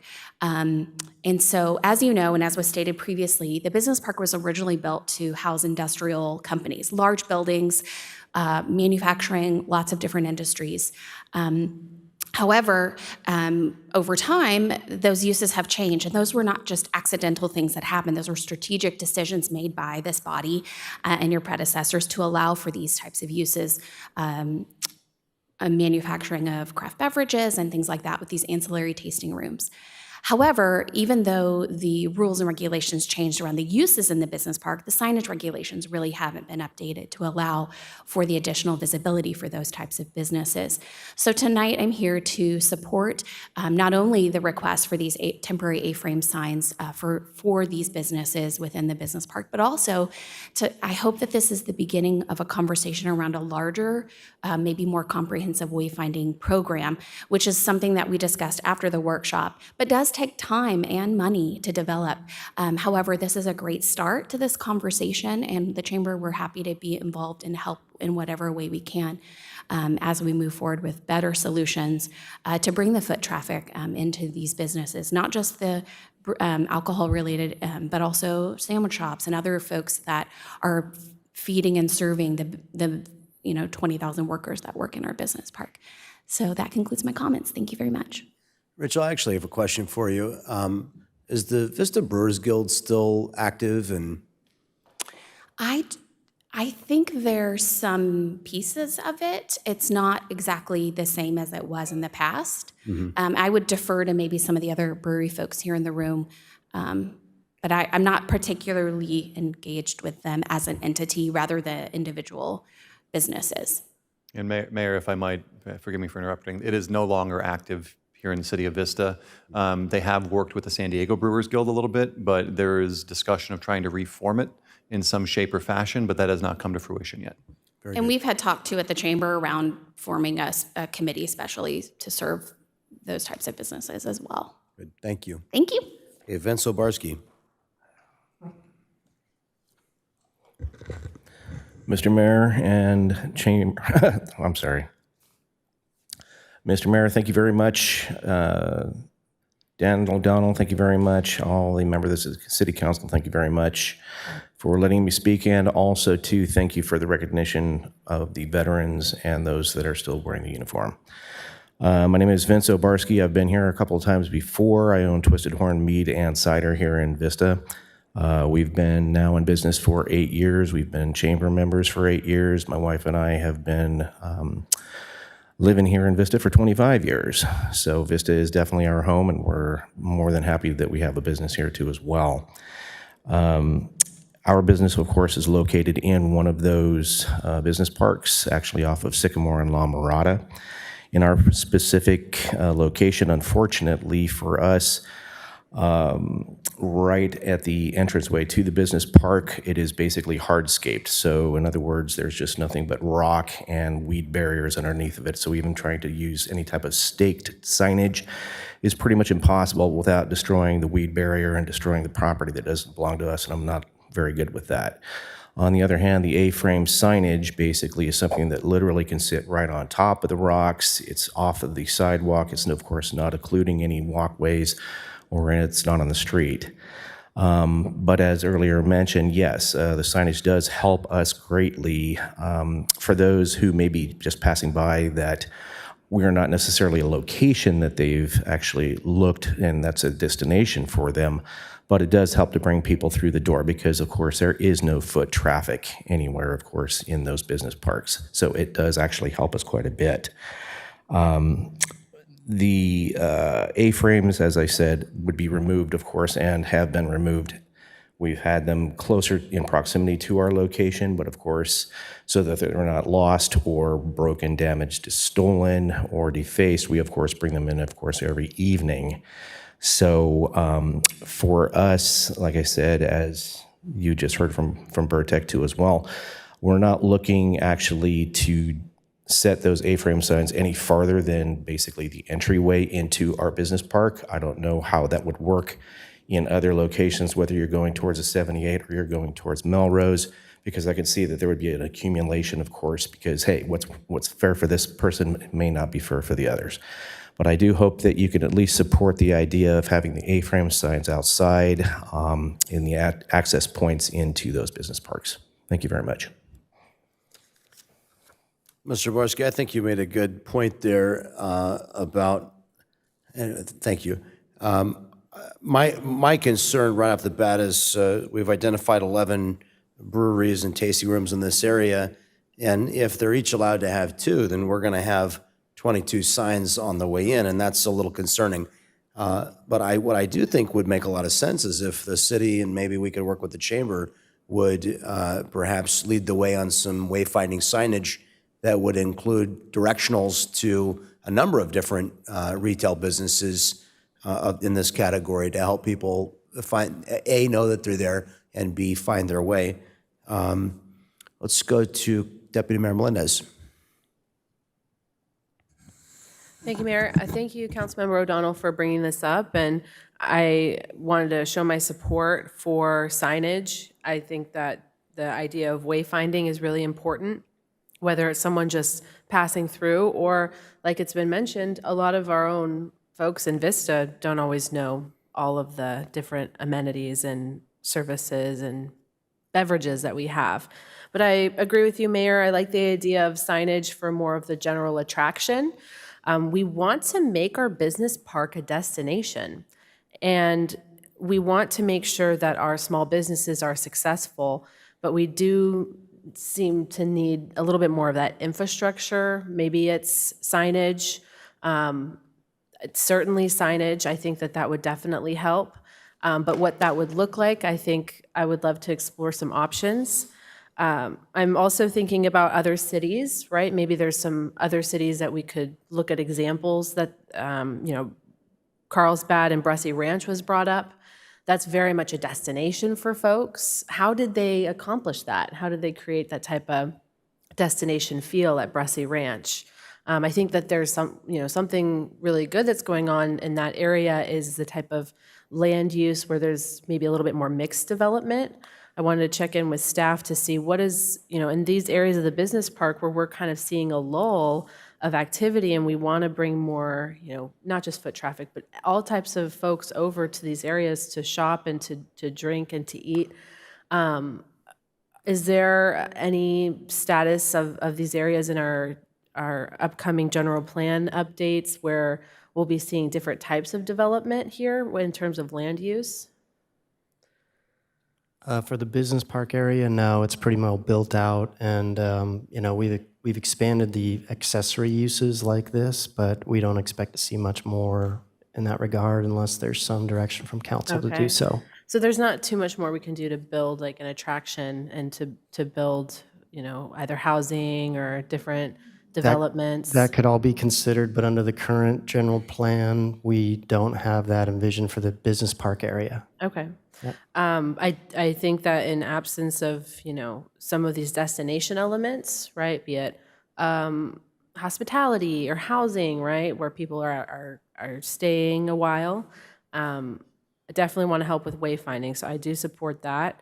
And I like the idea of if we do have the A-frame signs that they're put out at a certain time. I think that that's, depending on what the time is that you need to call people in, right?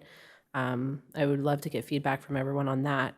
But thanks for bringing this forward. I do support the idea. I would just like to see, maybe there's a permanent option that we could even install, right? Some sort of general attraction signage so that we can get people over to that area and they can start enjoying all the great beverages and food that we have.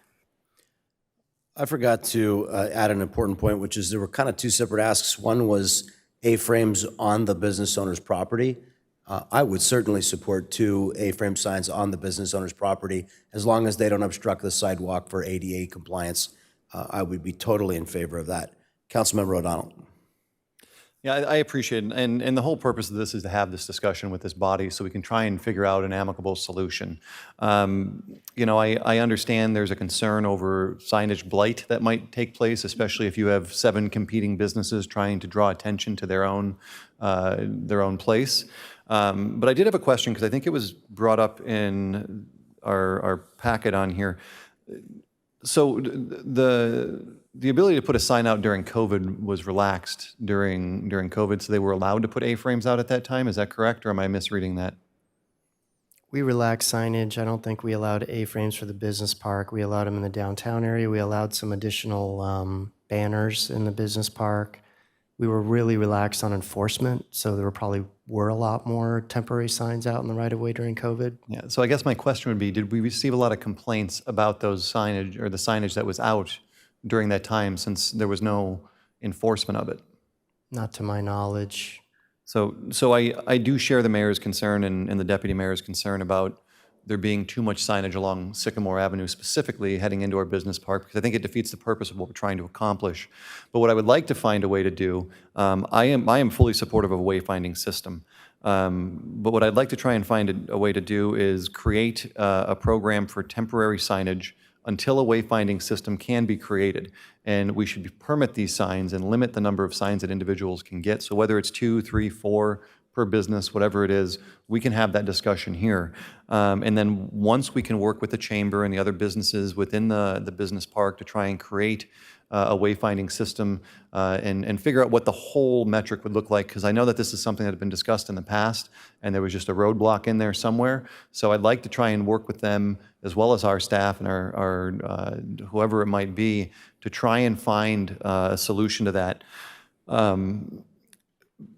But my biggest thing for this is to make sure that we support our small businesses. That's my number one goal with this. I know when I spoke with Burtech Family Vineyards, their biggest concern, and the reason I asked the question of how much they were down is because I knew the answer. And when you hear 40% at any business, that is a huge haircut to take in your bottom line. And so if there's anything that we can do to support not just the breweries and the spirits and the wineries, but there's a lot of retail commerce there as well. And so if there's a way that we can support our businesses in our business park, which is what we should be doing, I'm all open to finding it. But I'm not going to make a motion yet because I want to hear what the council has to say. But my thoughts are to create a temporary program, and I believe this still has to go to the Planning Commission no matter what we do up here. Is that correct? Or can we create a temporary program without Planning Commission approval? If we're changing our code, we have to go to the Planning Commission. So my thoughts would be that we could create a temporary program that would sunset upon the application of a wayfinding system, and then we can bring that back and have a larger discussion to see if we'd like to continue with A-frames. But I want to have that discussion here and just hear what the council has to say. So that's it from me right now, and those are my thoughts on it. But I will make an motion, just not yet. But that's it for now. Councilmember Contreras. Well, I love that almost motion. So once it comes back, I'll totally be in favor of that. I do have a question, just clarifying question. So we're talking about signs on private property, but some of this is public right-of-way.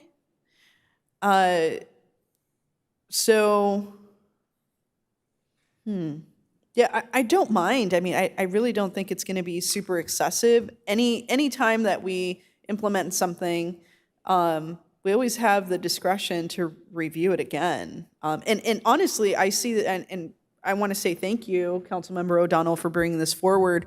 I really see this almost as a pilot program, because I think there are a lot of other places in the city that would definitely benefit from this relaxation of government telling businesses that they just, sorry, you can't advertise your business. I really think that we have a lot of room to modernize our code. So I love seeing these things come forward. But I'm super supportive, and I do also appreciate Deputy Mayor looking at, is there permanent stuff that we can do, right? I don't know what that looks like. I mean, a lot of places have, larger signage that goes up. And Councilmember O'Donnell, the wayfinding, I think that we should definitely do. Wayfinding is huge, whether it's, public transit or trying to get to businesses or trying to figure out where the nearest, protected bike lane is or bike trail. It's critical, and I think we could do a much better job kind of having that comprehensive relook at wayfinding. And also, is there, some cool art that can go along with wayfinding? We have the kites. Could that be incorporated into wayfinding? Let's make it stand out. I think this corridor, the corridor of Sycamore, is a little drab, and it doesn't display the vibrancy of the businesses that are there. And so I want to move it from beige to, wow, I didn't even know that I'm in this amazing corridor and I could go to Twisted Horn or Aztec or Burtech or, in the future, maybe even some of the cannabis cultivation. So I don't know. I think I love this idea. And I really want to make this corridor stand out, because we don't want to be losing business simply because we're not putting the effort into emphasizing the amazing businesses that are there, right? Because Bressie Ranch and, it's just right up the corner. So definitely, I really appreciate this coming forward. And so those are my thoughts. Councilmember Green. Thank you so much. Yeah, thank you so much, Mr. O'Donnell. I think that's a big concern of the businesses in the area. I like the idea of allowing them, and I'm wondering, city manager and city attorney, are we allowed to, as a council, say, we want to allow them to put signs on their own property, not in the right of way? I know the mayor basically said he would support as a temporary thing right now, saying, hey, you can put A-frame signs temporarily on your own property, not on the right of way to direct traffic, while our planning commission comes up with a temporary sign ordinance and then also a permanent sign or wayfinding. Is there any way to, I don't want them to have to wait 60 days for the planning commission to come back and us approve something. If they're genuinely losing 40% of their business, that's a big hit that a business is taking. So anything I could do right now, I can't. Generally, no. I mean, we have a comprehensive sign ordinance. That's why we got an attorney. Attorneys say no. All right. Well, that's good. I just wanted to ask before I make the motion, because I'm a motion-making machine. So I feel like what we should do is I'd like to move that we direct the Planning Commission to come up with a comprehensive temporary sign program that would include art in the corridor, and also come up with a wayfinding program for our businesses in the business park. That's the motion, and I think if we can direct staff to do that, it's going to make a big difference and hopefully make a big change for future businesses and our current businesses. By the way, I've never had mead. I'm really bummed. I don't drink alcohol, bro, but I hear mead tastes good, so I'm going to try to find it. Now that you came to see me, I'm going to come see you, all right? Anyway, that's it. Thank you. Councilman, can I get a little clarification on your motion? Yeah, you ready for it? Yeah. We are going to direct the Planning Commission to come up with a comprehensive temporary sign program, Okay. as well as give us direction on a permanent wayfinding signage program for our business park that would include art to make the corridor vibrant. So you're asking for the Planning Commission to make recommendations on what that temporary sign program should be? Do you want to give them any more direction than that?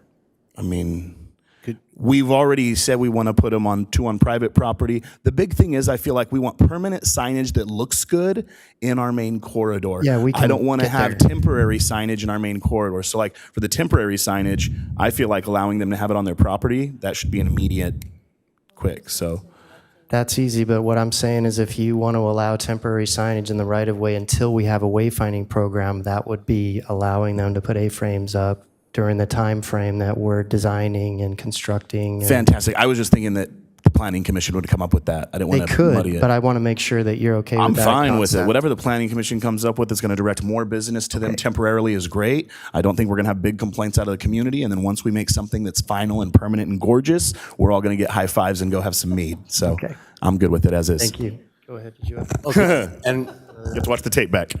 all right, we do have a member of the public that would like to be heard. Would you like to hear from that speaker first? Of course. Joshua Tinda.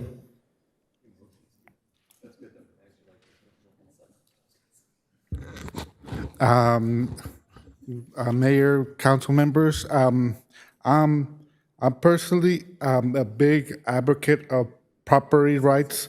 So having a regulation telling a business of what to do with his property, it's kind of like a no-go for me in principle. So anything that will help alleviate, that will help a small business owner have control of his property to promote his own property is a welcome for me. I know when I go to in Mexico, they're really big on having abarrotes, whatever, abarrote this and that. Their name, their brand is right there in front of their business. You can see it, and it's not hidden. So anything that will promote the businesses and draw our attention to the business is a plus for me. Thank you. Thank you. And we also have Judy Strang on Zoom that would like to be heard on this item. Good evening. I'd like to share some thoughts from a small business owner. And we appreciate your sensitivity to how difficult it can be. But I think it's probably important that it be equitable. And I think it makes those of us associated with one type of business concerned when the city council seems to be showing preferential treatment to another type of business. And I think the reason why we have signage laws in place is to kind of create a fair and equitable field of play, if you will. I'm not suggesting that you don't go forward, but I'm just suggesting you don't have businesses here speaking to you who could use a hand up as well. And so whatever decision we make, I think we need to look across the board of all the small businesses here in Vista and make sure that the city doesn't take the task of assisting one without assisting others. Thank you. Okay. Councilmember O'Donnell. Two things, just for clarification. The temporary signage from the moment of the adoption of this passing would be allowed? Am I understanding that correctly? Or when would it be allowed for the businesses in the business park? We would have to prepare a code amendment, take it to the Planning Commission, bring it back to council. And then that would be temporary until we have a wayfinding system, if that's approved. Is that correct? That's correct. Got it. Okay. Yeah, I'll second that. I think that's a good direction that we can take. And like Like Jim had mentioned, this is a discussion that's been going back 6, 7 months now. So to get some movement forward is a good thing, and see what the Planning Commission comes back with. I just want to touch on the comments from our previous speaker. This is designed for all retail business in the business park, and I'm very cognizant that there are other areas of the city that may need signage and that may need aspects of that to take place, but the people that have come to speak to me have been specific to this district, not District 4, the Business Park District, which is why it is specific to this plan right now. But it's not just for our breweries or anybody distilling or anybody it is for all retail business that exists within the business park. So I just want to provide clarification on that. I want to thank everybody for the discussion and Councilmember Green for the motion, and I am ready to take a vote. So before we vote, I have a question. Does anybody know how many retail businesses that we have in the business park or in this specific plan area? I know roughly how many businesses, but not how many are retail. Does Larry Voppel have any idea? No, we don't. We'd have to do some research on that. We could come back to you. My guess is it's well in excess of 100. So my question, I mean, we have rug businesses, we have marijuana dispensaries, we have, businesses that sell merchandise to, for team sports. We have a lot of retail businesses.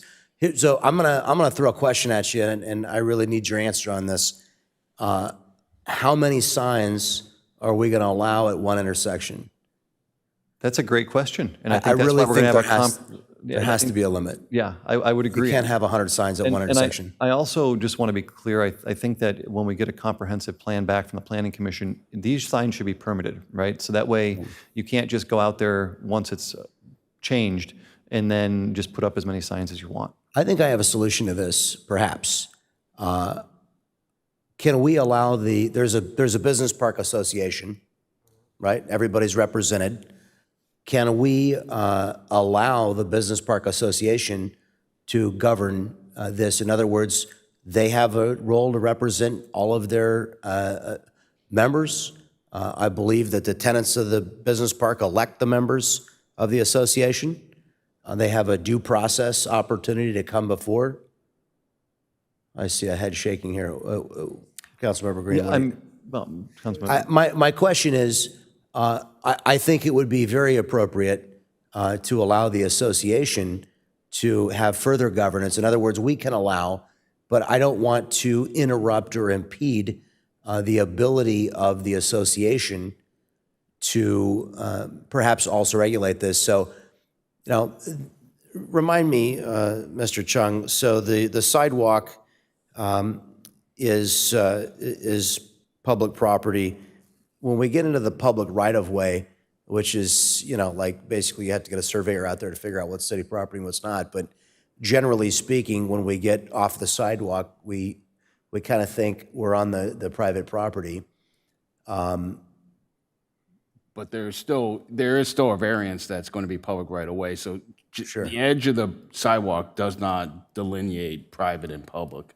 And right, that's and part of the I'm issue. just saying, like, we really don't know in the vast majority of circumstances exactly where our property ends and the private property owners begins without a survey. Correct. So it's a difficult thing to establish. My question is the association going to continue to have the ability to regulate the display of signage within the association area on their, on their common ground, their common areas? Because that's really what we're talking about here is advertisements on what would be considered common areas of the business park. So for as the rule-making body of the city, you can make rules for, the business park as a whole and for the, certain associations. And then within their own private property of the association, then they could regulate that. So you, as a rulemaking body, you can say there can be no more than 10 signs in a certain area in the business park. And then the association would, from there, enact rules if they wanted to divvy out how those 10 signs, if it was on their property. But would they not have the right to ban all signs on the common area property that belongs to them? It's their private property. Yeah, they also could if it's on private property. So even if we said it's allowable, they on their own property, they could still say that they don't want them. Correct. Okay. Well, I just don't know how, honestly, that we would deconflict. And without hearing some thoughts, if anybody's got one, shout it out. How do we deconflict? And you just said it's for all of the retail businesses. I'm telling you what, if I own a retail business in the business park, we're looking at $100 to buy an A-frame sign. I'm buying 2 of them and I'm marching them right down to the street immediately. I mean, this is a no-brainer for every business in the business park that has a retail interest. The only thing I would say to that is because the reason I asked about during COVID, this was not an issue that came up, and I can promise you that every business, not just in the business park or downtown or every business was struggling to make sure that they could get people into their storefronts, into their place of business, into their, but you didn't have this plethora of 1,000 signs at a street corner trying to direct people into their business. I understand what you're saying. I don't disagree with you. I actually very much agree with what the potential could be. But when the opportunity was there for it to happen, it didn't. It's not to say it won't, but as this governing body, I'm open to the input from an outside agency on that. But I would not want them governing the rules that we're setting forth here for this program. Well, they have the right to govern on their property. That I understand. Yeah, I understand that. But I think you had asked if they can be the ones that enforce it for us, and I would have a hesitation to do that. And if I could add, this council legally can't delegate its authority to a non-elected body. No, no one's suggested delegating enforcement authority to them. My point is that it's their private property and they have the right to regulate what is placed on their property. The problem that I'm trying to illuminate is the fact that there is an ambiguity, and we've run into this before, things that are happening on the sidewalk or in the public right-of-way, and the property owner may have a problem with it, and establishing exactly what is the property owner's property and what isn't becomes quite a difficult thing. So I'm not against, I want to help them with the signage. I really do, and I think we could dispense with immediately on their own, business property. But this question of whether we're going to have 11, 22, or 122 A-frame signs actually on Sycamore, I mean, it could easily defeat the purpose. And I just like to see some way that we deconflict that. That way, maybe, I don't know, maybe there's a time that you get to put your signs out and a time you get to put yours out, and only so many at this time and so many at that time. But I just feel like there has to be, and here's the problem. I very much hear what you're saying about, we can just come back. But the reality is it's very hard to put cats back in the bag. Once we, if we don't sort of have some thoughtful, we can always increase the ability, but it is really difficult. Once somebody's benefiting in some way, they're going to come back and we're going to feel difficult. It's going to be difficult to curtail it. And we do have a city council goal to keep the city looking clean and beautiful. And I just, I see a potential here for this to, get out of hand. So the last thing I'll say, because it's Councilmember Green's opportunity to speak, I understand that. I believe the way the motion is made is for the Planning Commission to come back with that comprehensive plan so that we can have a further discussion later. I'm happy to, and I'm open to those discussions. Like I said, I don't think you and I are disagreeing right now. I think that there is potential for that, but we can have that discussion once they come back with their plan. I'm very open as long as there's some reasonable limitation. I'm very open to moving forward. Councilmember Green. Thank you so much, Mr. Mayor, and thank you again, Councilmember O'Donnell. I do think that having the Planning Commission come up with that comprehensive program is going to be the best bet, save us a lot of debate up here. And if they just are looking for guidance, like I say, on those main roads, limit the amount of signs that are in the right-of-way. I also don't think that all 100 businesses have the same path of ingress and egress. So I think the chances of having 25 signs on every corner and having 100 signs on one corner is probably a little heavy. I don't think that we're going to have that. But again, like you say, we don't want to do that. The big thing is this is a temporary program to solve a problem that has occurred for our business owners. And I feel like having the Planning Commission come up with it does their job for us. One thing I wanted to make perfectly clear is that the sign enforcement is a complaint-based program. So we don't have our code enforcement guys running around looking for your signs in your own property to knock on your door and tell you to get rid of them or whatever. A question that I had for my city manager and city attorney, it's not a change to the code, but it's a change to enforcement. Are we allowed to say we want to do a moratorium on enforcement for business owners' signs on their personal property up until the temporary sign ordinance is put into place? Oh, I know we can. Come on, attorney, let's go. Moratorium on enforcement. I mean, I can do a moratorium on enforcement when it rains and I'm not giving out tickets for street sweeping. Does isn't it that like the comply same with the thing? doctrine of consistent application of the law? It's not. I mean, we have a comprehensive sign ordinance or in the code and with a table of what's allowed and what's not allowed. So you would be asking us to ignore what the law is, and I don't think. Not ignore, just a period of non-enforcement. There's a legal doctrine of consistent application of the law that we're required to. As long as my city attorney thinks that's the same thing and that's what I'm paying him for, I'm good with it. Because I really feel like a temporary enforcement like moratorium, we've done it before like for things. But again, just clarify one thing. Go ahead. We can't formalize such a thing. Do you understand what I'm saying? Do you hear what we're saying? We can't formalize that. We can't formalize it. That's all I'm saying. Yeah, well, that's the thing too, is just by code example- enforcement is complaint-based. So if nobody's complaining, Exactly. nobody's enforcing.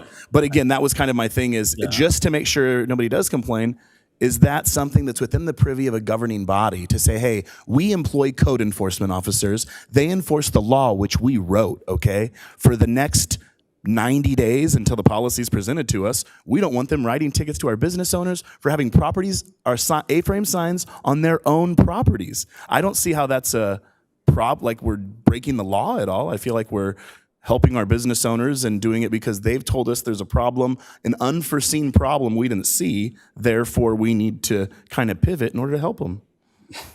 The wink was great, but no. Man, I thought the wink was good.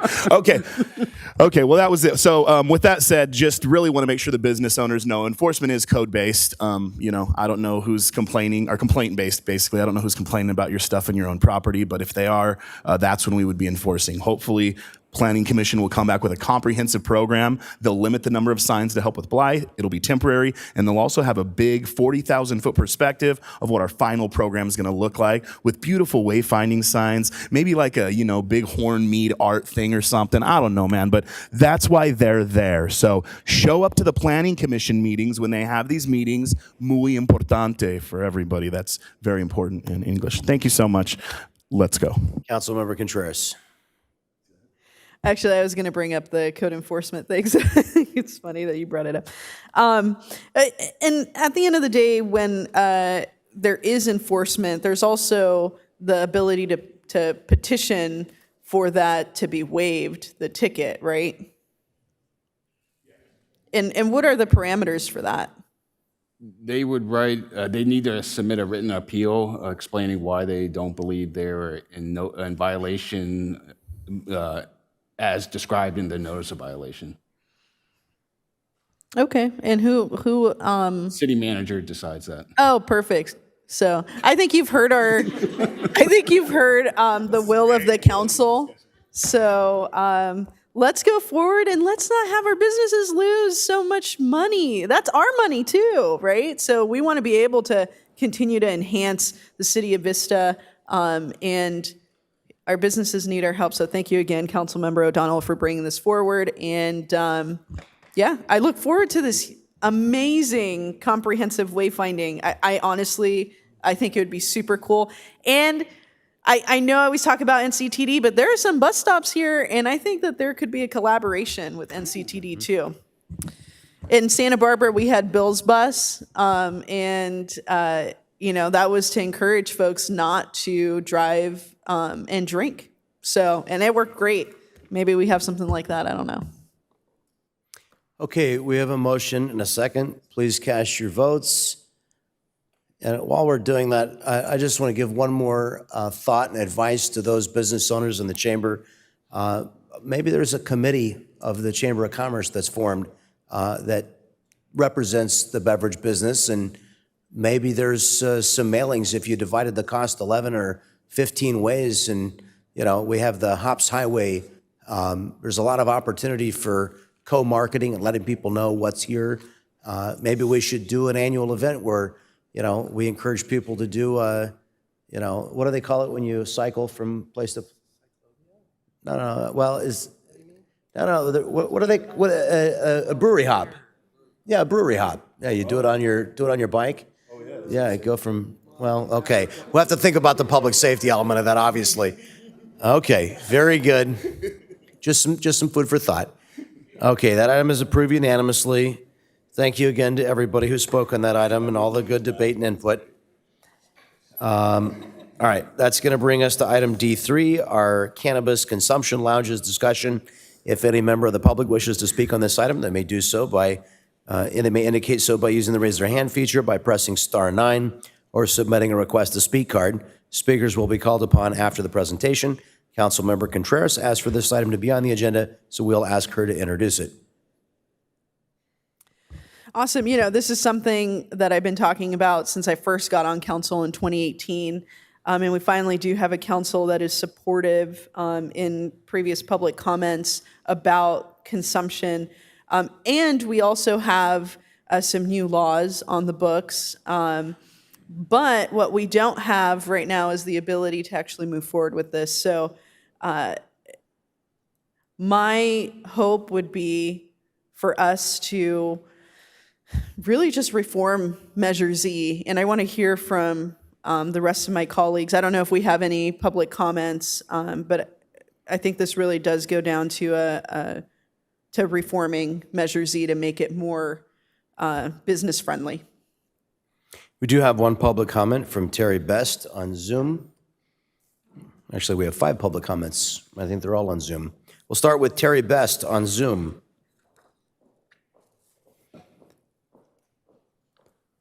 Hi, good evening, City Council members. My name is Terry Best. I'm a cannabis advocate and the Vice Chair for San Diego Americans for Safe Access.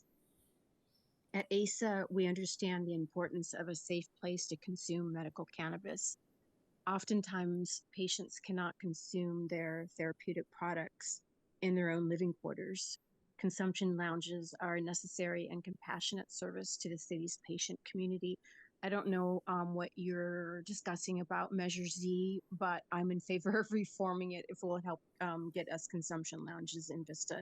And thank you. You've had some very interesting discussions, and it's been really, really a pleasure to listen to you. Okay, next we'll hear from Megan Stewart, followed by Peggy Walker. Thank you. Good evening, Mayor Franklin and City Council members. My name is Megan Stewart, and as someone who has experience in social work, the world of public health, and working with youth, I'm here to express my strong opposition to the establishment of cannabis consumption lounges in our city. This move poses significant public health risks, not only to patrons in these lounges, but also to employees, community members, and employees of nearby businesses who may be exposed to secondhand and third-hand marijuana smoke.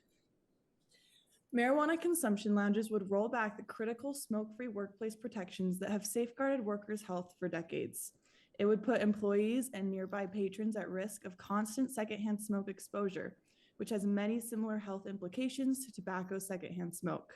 Workers in cannabis lounges would be exposed to toxic chemicals daily, along with those in neighboring businesses, as marijuana smoke and aerosol can seep into units from other units where smoking or vaping may be happening.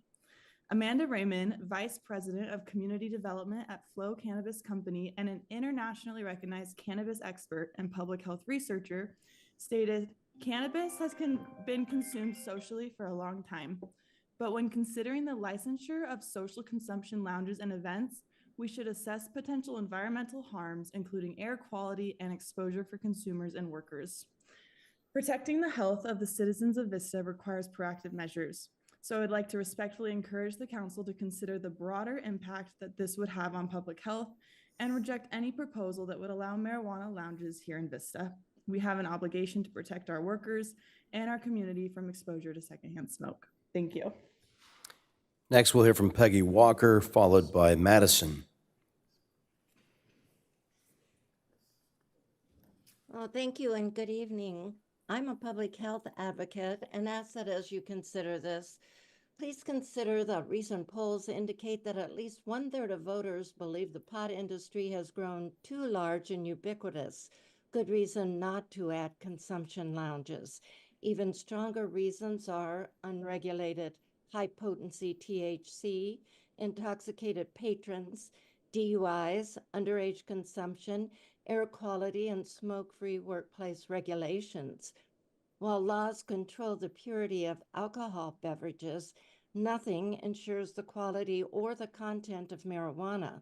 That's deeply disturbing because we cannot judge the outcome, for example, of the combined use of multiple cannabis products, of polysubstance use, or the impact of highly intoxicated cannabis users on DUIs, public safety, and even hospitals.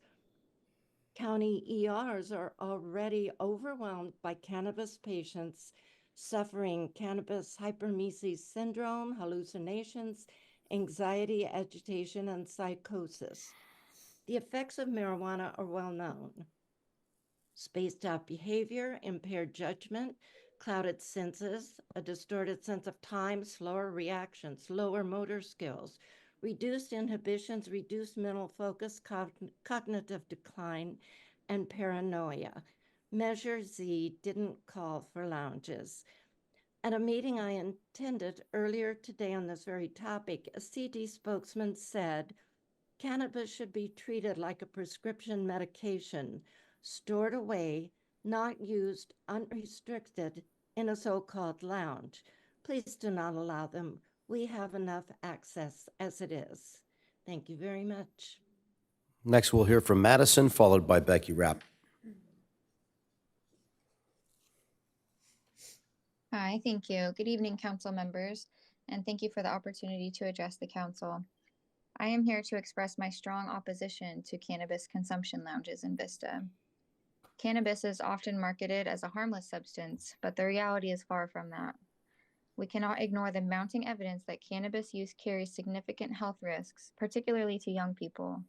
Consumption lounges would normalize cannabis use and send the wrong message to our community, especially to impressionable teenagers who may see these venues as a safe, acceptable place to use. I have 3 young children myself, and I would not want them to be walking around a strip mall or a business area and see something like this and think that that's just a normal place to go hang out. The mental health risks associated with cannabis are substantial and cannot be overstated. Studies show that long-term cannabis use can significantly impair cognitive function, memory, and motivation, especially in young people whose brains are still developing. Allowing public consumption of cannabis would only increase the likelihood of more people developing these harmful mental health conditions. There are also obviously the physical health risks. Cannabis smoke contains harmful carcinogens and toxins, similar to those in tobacco smoke, contributing to respiratory issues such as bronchitis, coughing, and increased risk of lung cancer. And while some may argue that edibles and vapes are safer, they are not without their own risks, including overdosing, impaired judgment, and poisoning, especially when unregulated products are involved. The employees working in these consumption lounges would be exposed to secondhand smoke, a huge step backward for smoke-free workplaces. Why would we create a new avenue for harm? Why would we expose our community to the risks of accidents, addiction, and health concerns, all for the sake of promoting a recreational drug that has no place in our public spaces? They can be consumed at home if it's for medical purposes. In conclusion, while I understand the economic and social pressures behind the idea of consumption lounges, we cannot sacrifice the health and safety of our community for the sake of normalizing cannabis use. I strongly urge the council to reject the idea of cannabis consumption lounges. Thank you for your time. Becky Rapp, followed by Judy String.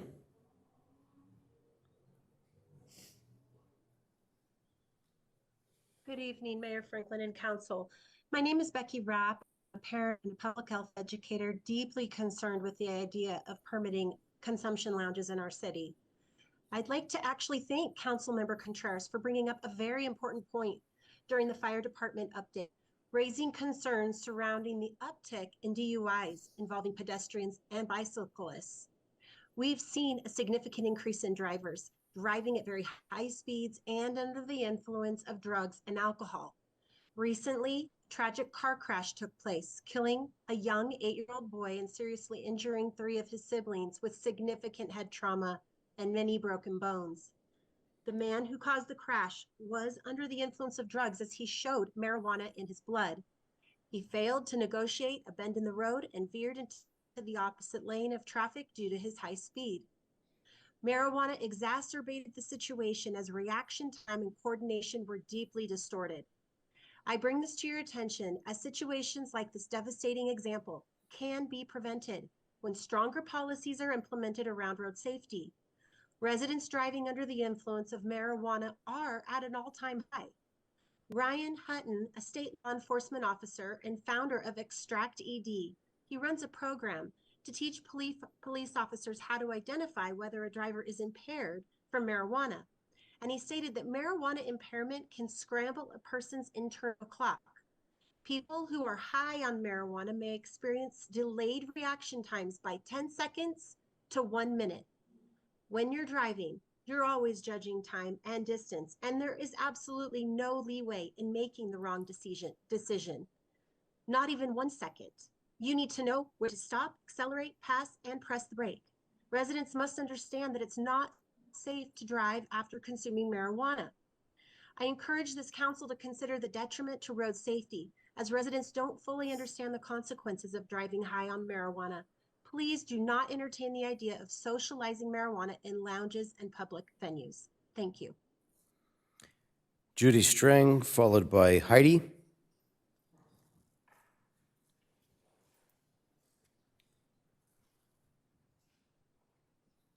I'm sorry for the delay, and good evening again, Mayor Franklin and City Council members. I'm an older health advocate, and I feel like I'm going down the same journey that we took with tobacco. And for some of the same reasons, there's always seems to be money to be made from both of them. But as we removed smoking from different environments, first the workplace, then bars, then public places, each step of the way, the percent of health issues associated with smoking and now vaping behaviors also decreased. And it feels counterintuitive to me that now we're promoting the idea of yet smoking and vaping in other places. In fact, we're going to create an even greater opportunity for it to happen. I'm somewhat amazed that we don't realize that there's a direct parallel. We're talking about the same type of behavior, the ingestion of very dangerous cancer-producing elements in both tobacco and marijuana. And I think we're going to find in another few years, we're going to have this preponderance of evidence that suggests that we need to remove marijuana smoking and vaping from all public venues in very strong language, similar to what we see regarding tobacco. This is not the time. May I just respectfully suggest we hit pause on this idea, let the evidence continue to come in, the research that's coming in comparing marijuana smoke and vapes to tobacco smokes and vapes and their similarity and their health outcomes, serious health outcomes. And as in all things, we're not really talking about curtailing individual rights. We all pay for other people's health, and it really does matter what we all choose to do. And this is a very expensive proposal to make worse people's health. It will affect us and it will cost us. Thank you. Heidi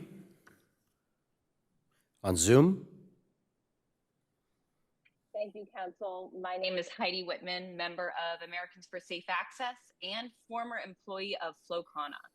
Flow Kana is fully committed to safe access and to lounges, unlike previously stated by a community prohibitionist.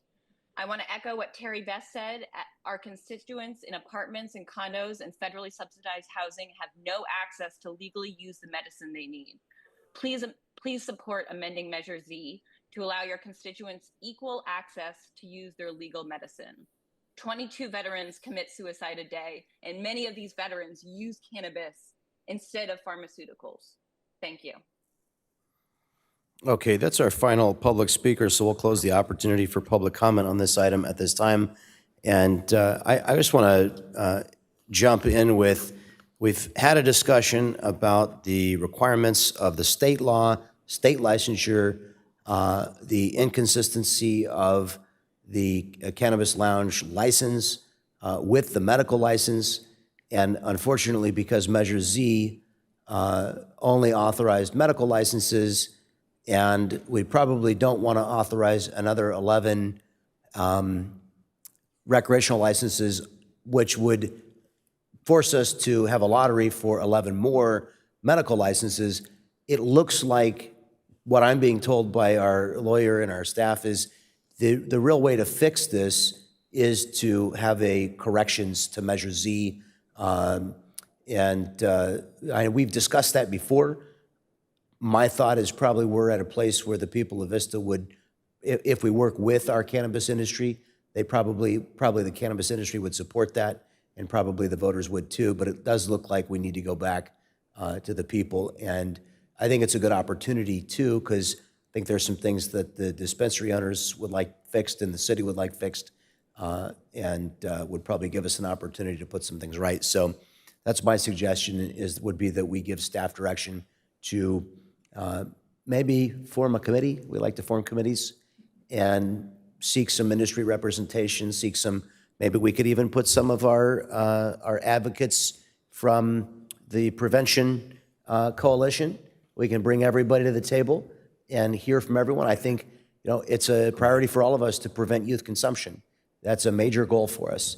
I'm just going to throw in here before I give it off to Mr. Green that every single year we have tested every single dispensary.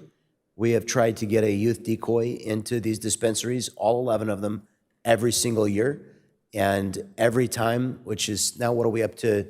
Probably 55 different decoy operations at these different dispensaries. Not one of them has ever succeeded, and not a single dispensary has ever broken the law and admitted one of these decoys. So I want to commend them for that. They're taking the law seriously. They take their maintenance of their licensure very seriously, and I think that's important. Councilmember Green.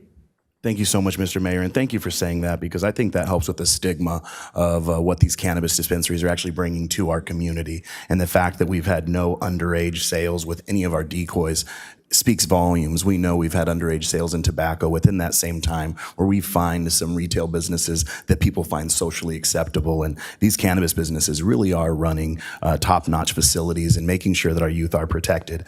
I want to make sure that people know, as these facilities come into place, somebody spoke about exposure and people walking by and smelling. There's filtration laws for that. There's also different types of lounges. There's ingestible cannabis lounges and inhalable cannabis lounges. Some are both, but an ingestible is we're just eating cannabis. Maybe you have a nice restaurant that has cannabis-infused food. A inhalable is where you actually, smoke or vape the cannabis. But the filtration guidelines with the state of California are so extensive that these are going to lay financial burdens on our cannabis owners. So we're not trying to force anybody to open a lounge. We know that's a lot of money to invest in TIs. However, the state of California allows retail licensees to implement on-site consumption as an accessory license to retail. When we approved Measure Z in 2018, there was no on-site consumption, which is why Measure Z was written that way.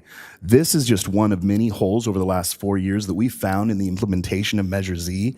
This ballot measure, and that's what I'm going to be suggesting, is that we work with staff and staff works with the community to come up with a ballot measure that actually amends Measure Z.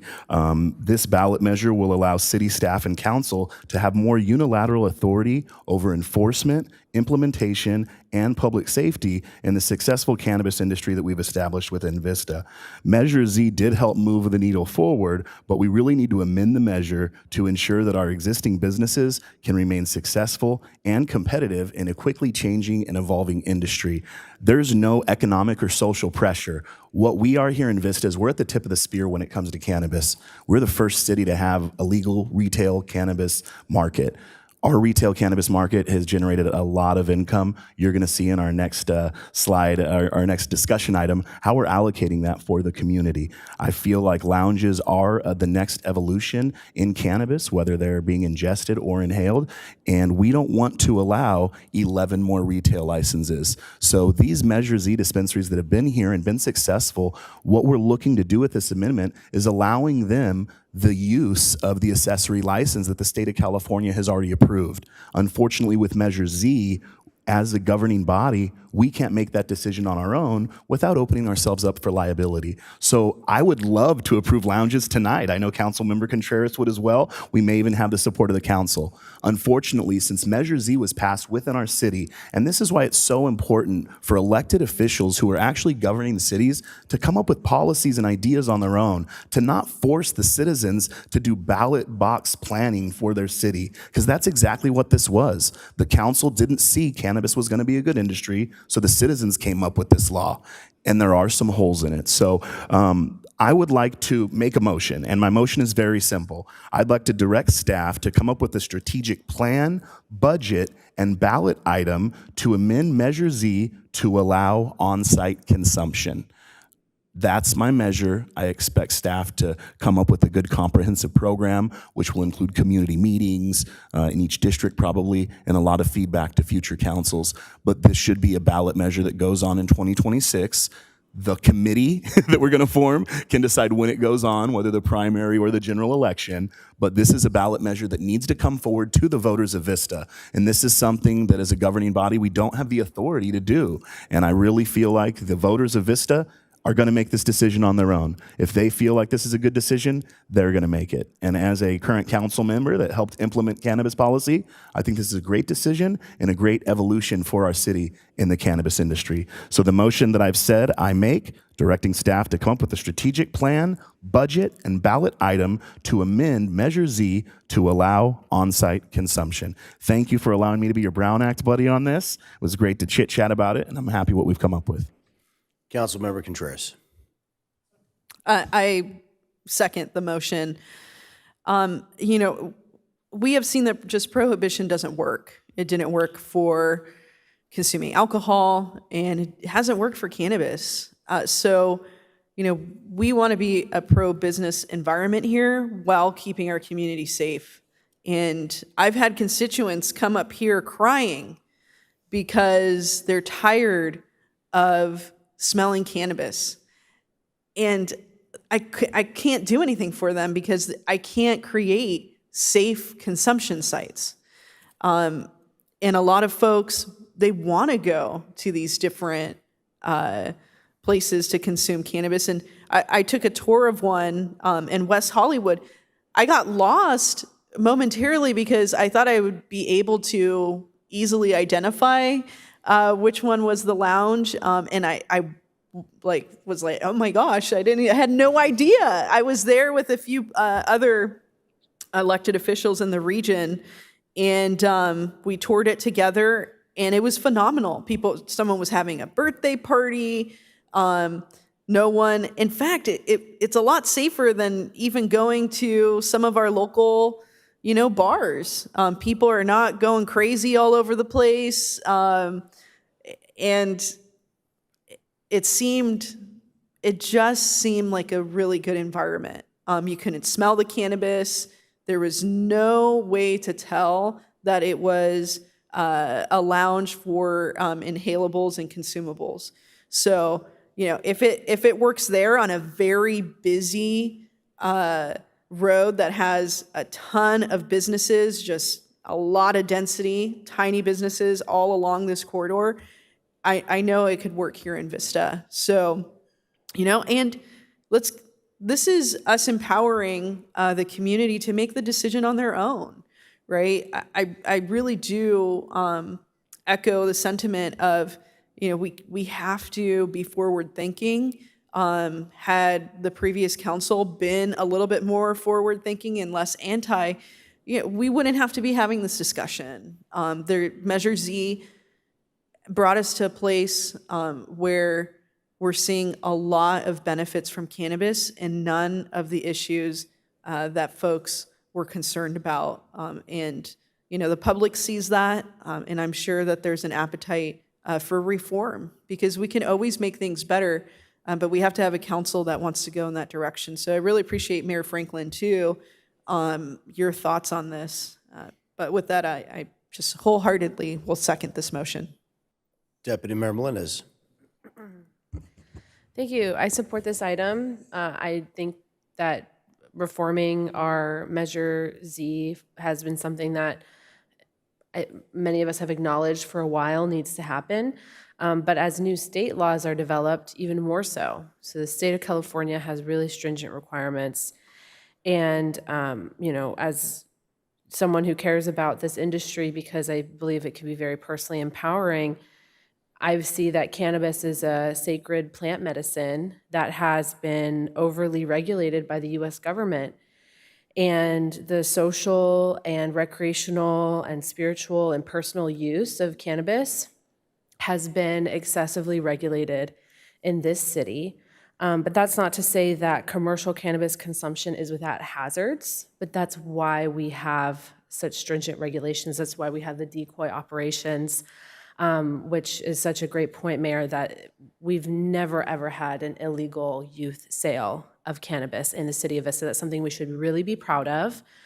We should also be proud of the freedom that we want to offer to the citizens here to be able to have access to utilize this plant medicine as they see fit, as an individual right that they have. So I support the ingenuity of business to develop spaces that are going to be appropriate for the consumer. And then I also celebrate the personal rights that people have to utilize cannabis. And I would be so excited to hear back from the voters of what they would like to see happen on this issue. So I would absolutely vote yes on this. Councilmember O'Donnell. Thank you, and thank you, Councilmember Green and Contreras, for working on this together, and Councilmember Green for bringing it forward.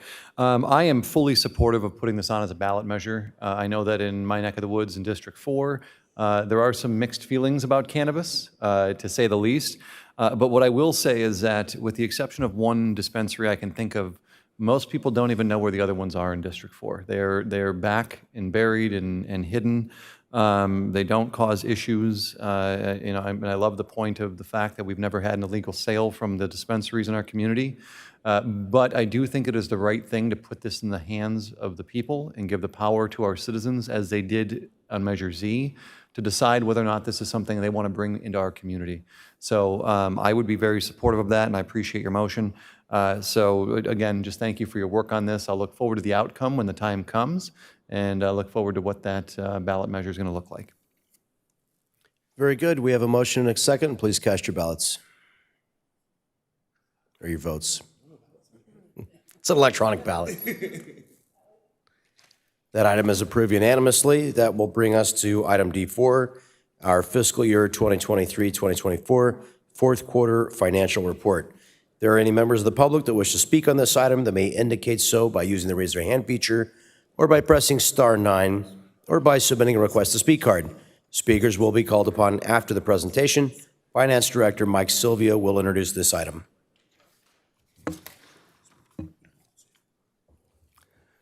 Thank you, Mayor, and good evening, Council. Item D4 is the city's fiscal year 23-24 fourth quarter financial and cannabis tax revenue report, which provides a summary comparison of general fund budget to actual results for the current year and the prior year ending June 30th. It's worth noting the current year audit is still ongoing and not yet completed. That said, the audit and the annual comprehensive financial report are scheduled to be completed by mid-December, with a presentation to City Council on February 11th.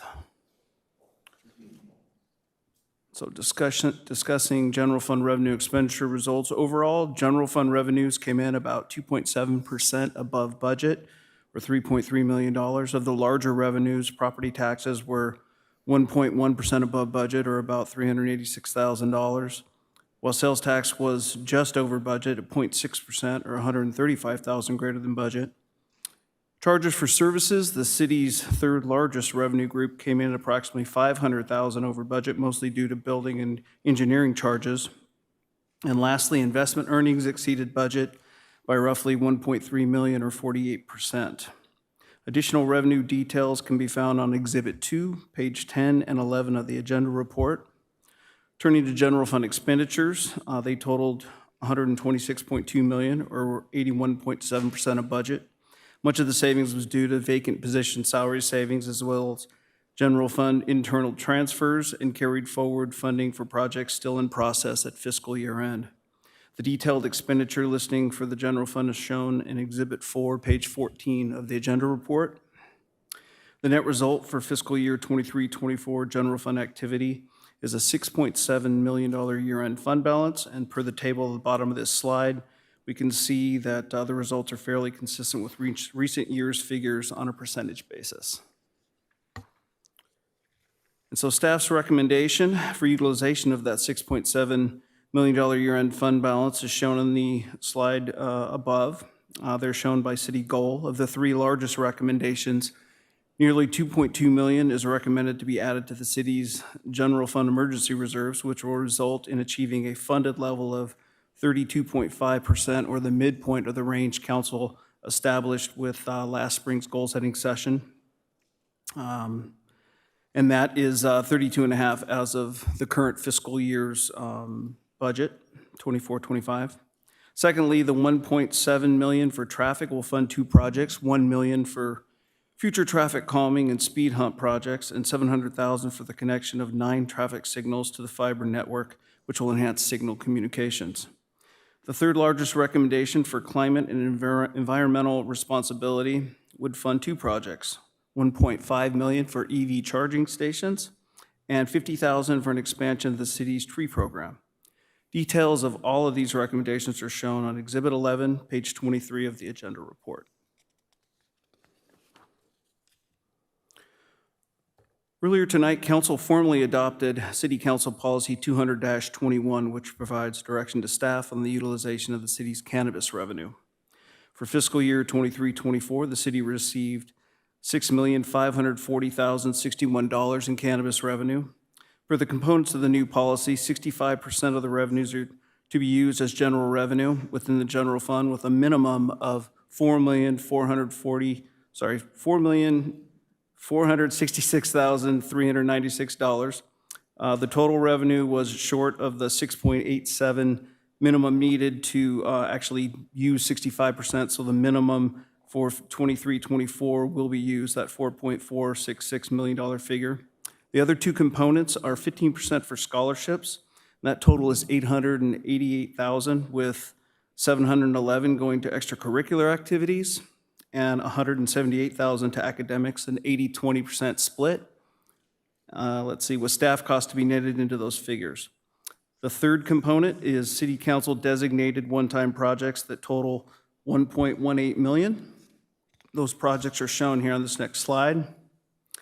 Also shows the 2 scholarship amounts, and there are 8 recommended projects.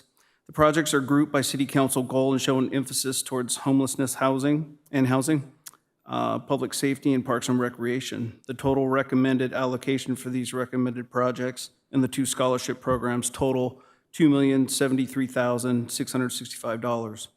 A full description of the projects is shown in Exhibit 12 on page 24 of the agenda report. And with that, staff's recommendation is to receive and file the fiscal year 23-24 fourth quarter financial report and adopt the resolution for the city amending the operating budgets for fiscal years 23-24 and 24-25, and the capital projects budget for fiscal years 24-25 and 25-26. Staff's Mayor. available for questions. Thank you. Deputy Mayor Melendez.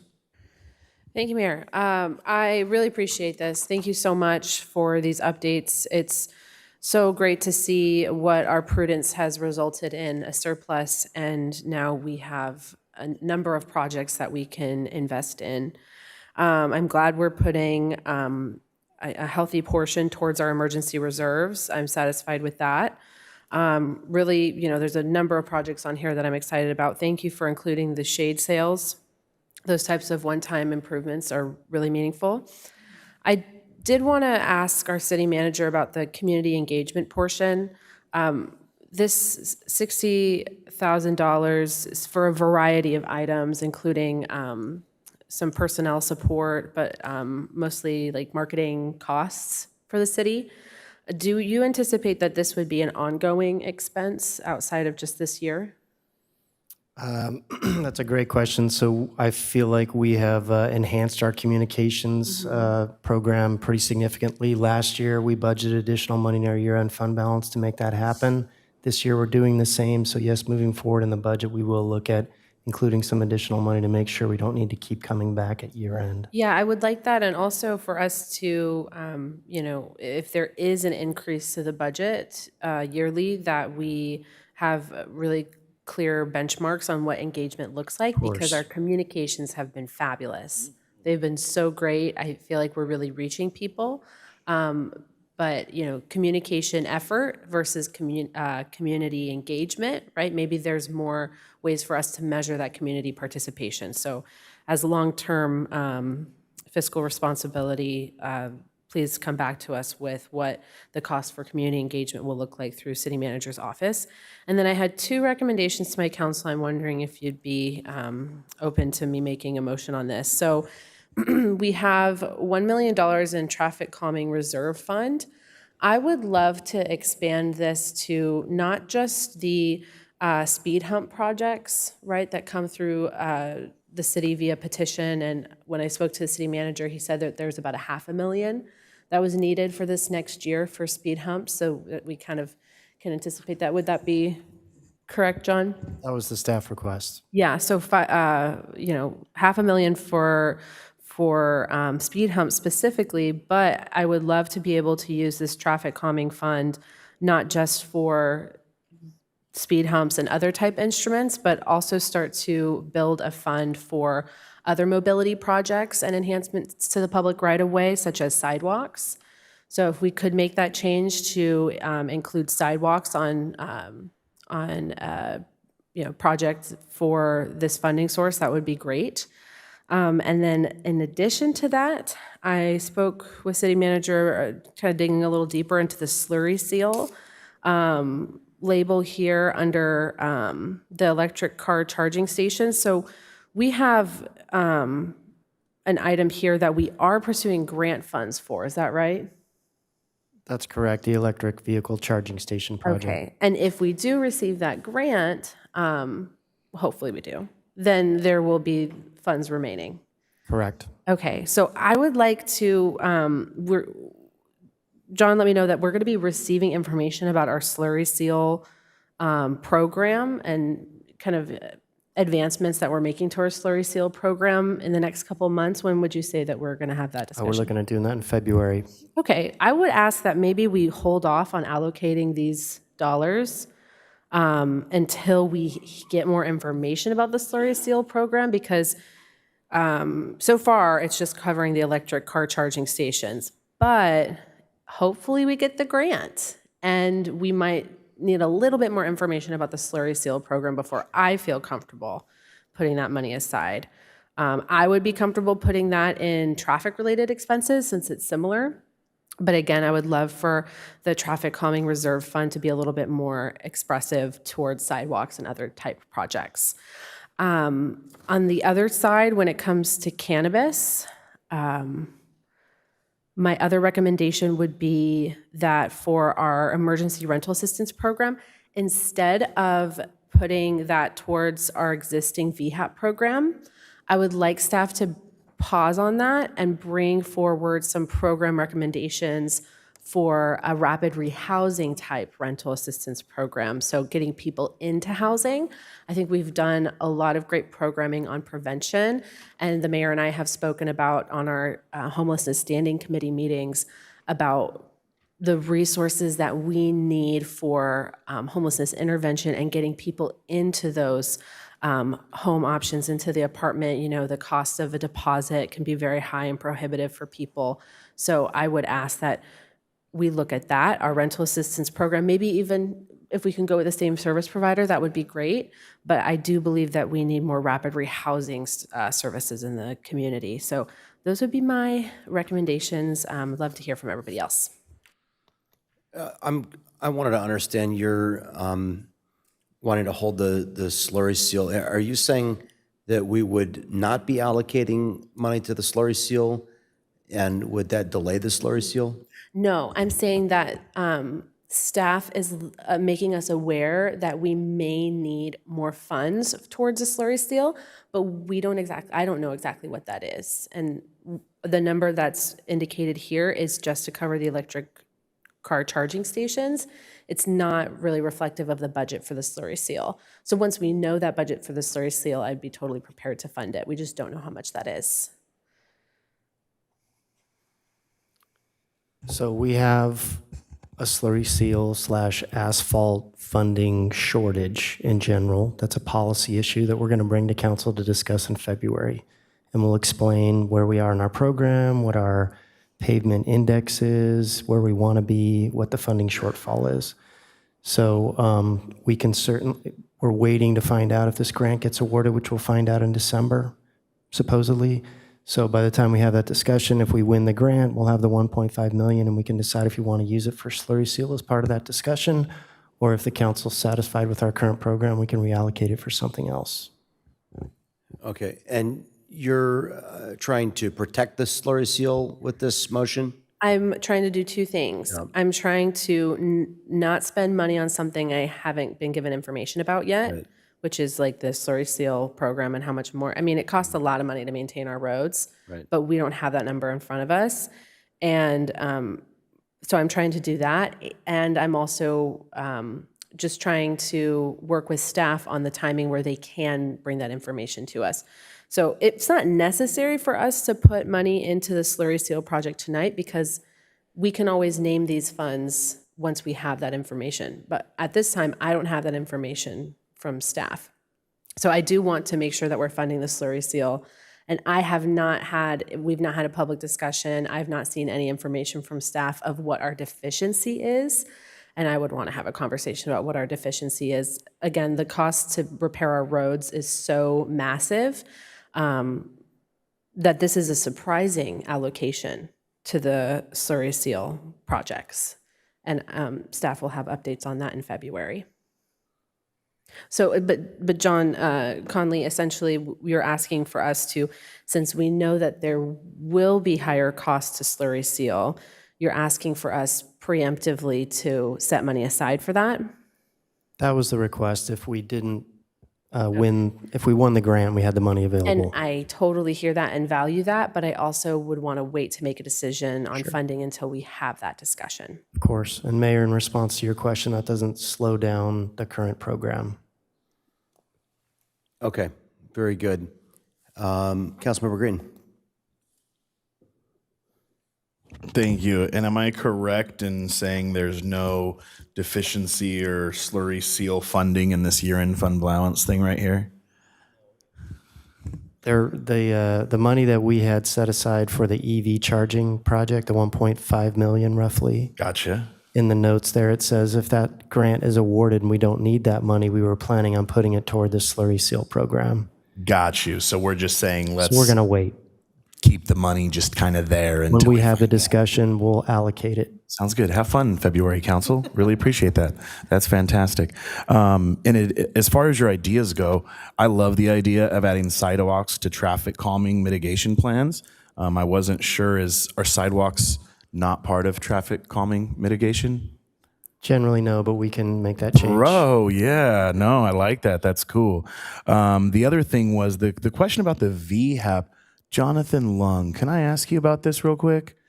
So, in listening to Deputy Mayor, and I know she's done a ton of work on this, and she's actually been in this field, so she probably knows exactly what she's talking about. I just am wondering, we have $200,000 for the rental assistance allocated, emergency rental assistance program, right? Yep. And the extra 50, we were looking to just transfer it to rental assistance or rapid rehousing. And my question was, what does I just read it right here, Vehicle for Housing and Homelessness Division for Outreach, that $50,000, are you able to use that $50,000 for rapid rehousing, or are there special? So if I could clarify my Please, recommendation, yeah. so there's the vehicle request, which is an interesting part of the discussion, but No, the vehicle for, yeah. yes, but the 200,000 right now, our homeless prevention rental assistance program, and Jonathan, you can clarify this. Please. It goes towards prevention funds. Correct. And there's a different model of rental assistance that helps people get into the housing. That's so correct. my recommendation was to take all the 200,000 and put it towards getting people into housing. It could actually be split in half. Maybe it's 100,000 for prevention, and the other half, 100,000 Yeah, for. my question is, from an allocation standpoint, like, what are we seeing the biggest need in? Is it for this getting them into housing, or is it for the keeping them into housing, or is it balanced? There's both, and I think one thing for the council to consider is that when we consider homelessness prevention is one of the 3 goals of the strategic plan. If VHAP or any other form of rental assistance to support prevention is not funded, that would leave one goal of the plan unfunded. Okay. However, of course, the strategic plan is an evolving document at the direction of City Council. If that is the City Council's will, staff will implement that.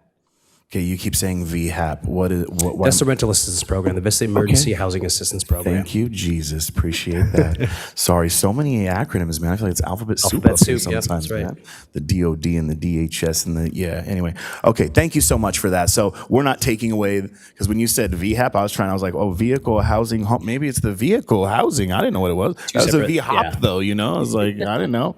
So anyways, thanks for clarifying. We still got the vehicle. That's great. I really appreciate that insight to say, hey, let the division use the funding for what the biggest need is. So not necessarily only for rental assistance, but also for, getting them in as well. So I think it's fine. If I could add too, and speaking with the city manager, in order for us to use any of those funds for getting people into a place, we'd have to develop a whole new program, because right now our program is just for the prevention. So Okay. if the council supports using any or all of those funds for, rapid rehousing, first month deposit funds, then I would love to do that.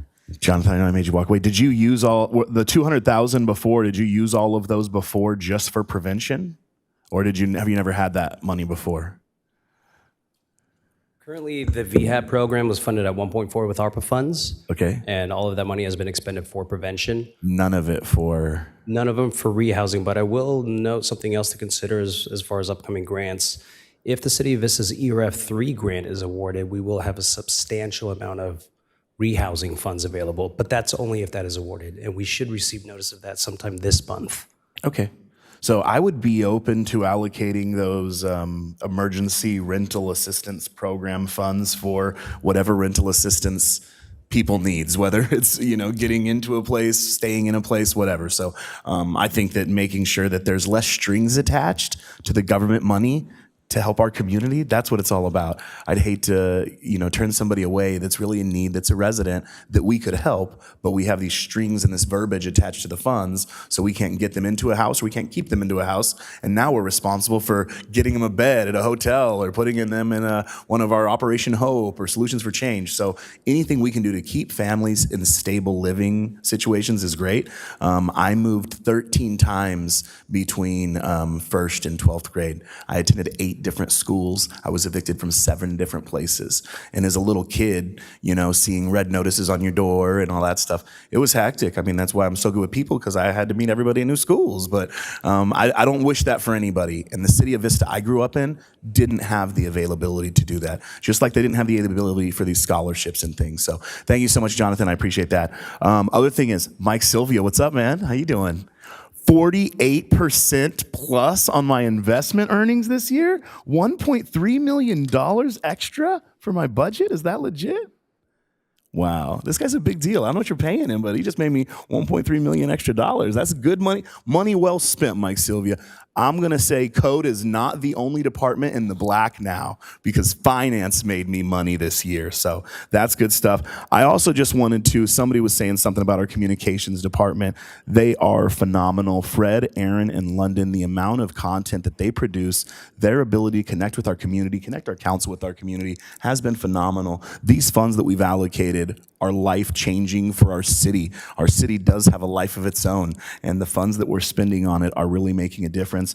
I almost cried when I read the cannabis funding that we have here, because I was one of the people that wanted cannabis, they didn't want it, and to see $6.5 million in revenue, more than anything is scholarships, $710,000 to Parks and Recreation. Kids who couldn't play baseball, they couldn't play football, they couldn't play soccer. And not only the league fees, but their pads, their cleats, their baseball bats, their gloves. I mean, these are kids who may have never had anything new in their entire life. And as a city, we're providing that through a revenue stream people told us was the wrong thing to do.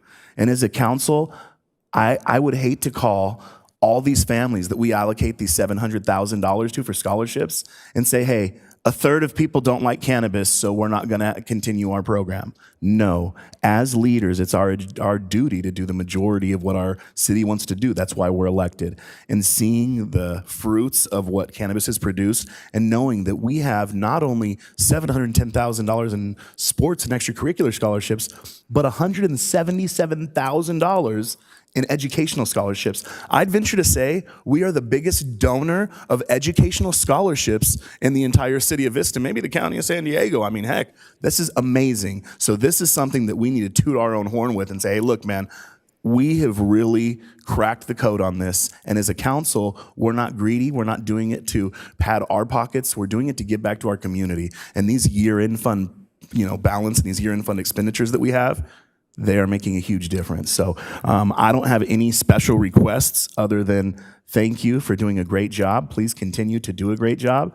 And council, as you make these decisions moving forward, just remember where we were at in the past and make sure that we never go back there, and know that City of Vista is a entity, it is a being, and it's our job to keep that being happy, lively, and attractive for our community so that they can thrive and be successful. And as a council and as a staff, we've been able to do that, and we're going to continue to do that. So thank you guys so much, and enjoy the shopping spree that the cannabis revenue produces every single year, guys. Thank you so much, and great job again, Mike Sylvia. I'm not going to beat you up for low earnings if you. This is good earnings. You're the man. So, Councilmember Contreras. All right. One, I want to say I do agree with adding sidewalks. So maybe it could be called the Traffic Calming and Mobility Reserve Fund. And maybe I can finally get complete sidewalks on East East, since we're going to have this amazing mural at Salsa Market. And I also, similar to Councilmember Green, I want to remove some of the barriers to rehousing folks. So I don't know. I'm not the best person to say, well, 75,000 needs to go here. I just want to give that latitude. So that way, if people do need, we're seeing a lot more prevention, and I think there's going to be, augmentation to, or like a remedying of our program. So if we see that need, then we have funding that can be allocated to that. But then also, folks, sometimes, especially when it comes to our transitional age youth, like they just don't have the funds available to do a deposit and pay, their first month rent. So, and there's a lot of folks in that situation. And so I want to make sure that we're able to utilize those funds with just a little bit more latitude and give the professionals the ability to use their discretion. A question on the graffiti pilot program. So we're allocating the $75,000, but we're going for this $50,000 grant. Okay, so Yes. potentially it would only cost us, if we get the grant, right, it would only cost us about $25,000. Now this one I noticed doesn't have parentheses for putting, if we get the $50,000, right, then it's not going to be $75,000 that we're utilizing from our budget. No, we would bring that back as a quarterly adjustment if we win the grant. Okay. One of the things that actually I didn't get to talk to you about when we were reviewing this one-on-one, but yesterday was Veterans Day, and I had it was just incredible to be able to go to Camp Pendleton and meet our HMLA 369. And what I learned was that they only get about I think it's like $3. Imelda was with me, so I don't remember. It was like a really low amount, like $3 per person for family entertainment. And so I was like, that sounds like hot dogs to me. And they're like, yeah, that's what we do. So I'm wondering if the council would be amendable on this graffiti pilot program, that we put parentheses here and say that we would move all, if not, some of those savings to support our HMLA 369. So I'll leave that up to council, but yeah, that is not a lot of money, and these folks are doing so much to protect us. And when they do get to come back and, be with their family, I feel like we could do a little bit. We're doing good stuff. We're supporting them, but I think that there's room here in this budget to potentially support them at a higher amount. And I would say too, if we don't get this grant, I would love for this to come back to council as a discussion to potentially allocate funding. So I'll hear from the rest of my council if they would agree with that. And yeah, that's it. I'll just jump in and say, Deputy Mayor, I appreciate your comments about enabling the VHAP funds to be used for rehousing. I think that's very important. Specifically, I see Hannah with Retread is here. I want to make sure that our people that are recovering from chronic homelessness in our navigation center have access to those funds. Right now, they don't. So we're giving out an average of $10,000 in assistance to individuals who can demonstrate that they've had a financial setback. We have pretty loose requirements on what that means exactly, and we're not entitled to a lot of really specific information about the scenarios there, but we have people that we can see don't have any housing, and our housing navigators and case managers at the Navigation Center have made very clear that a few $1,000s could go a long way towards getting somebody back into an apartment. So I think that's super important. And I also really like, Councilmember Contreras, you mentioned our transition age youth, particularly I'm thinking about the aged out foster youth at Lifeline here in Vista. They deserve an opportunity. These are folks that we can really identify and see the need. And I think for me personally, I'd like to see most of that money used for that. I'm open to allowing staff to have some discretion there, but I've always been a little bit concerned about the prevention element, because it's very difficult to know who, unless they receive an injection of cash, is actually going to become homeless. And I go back to triage.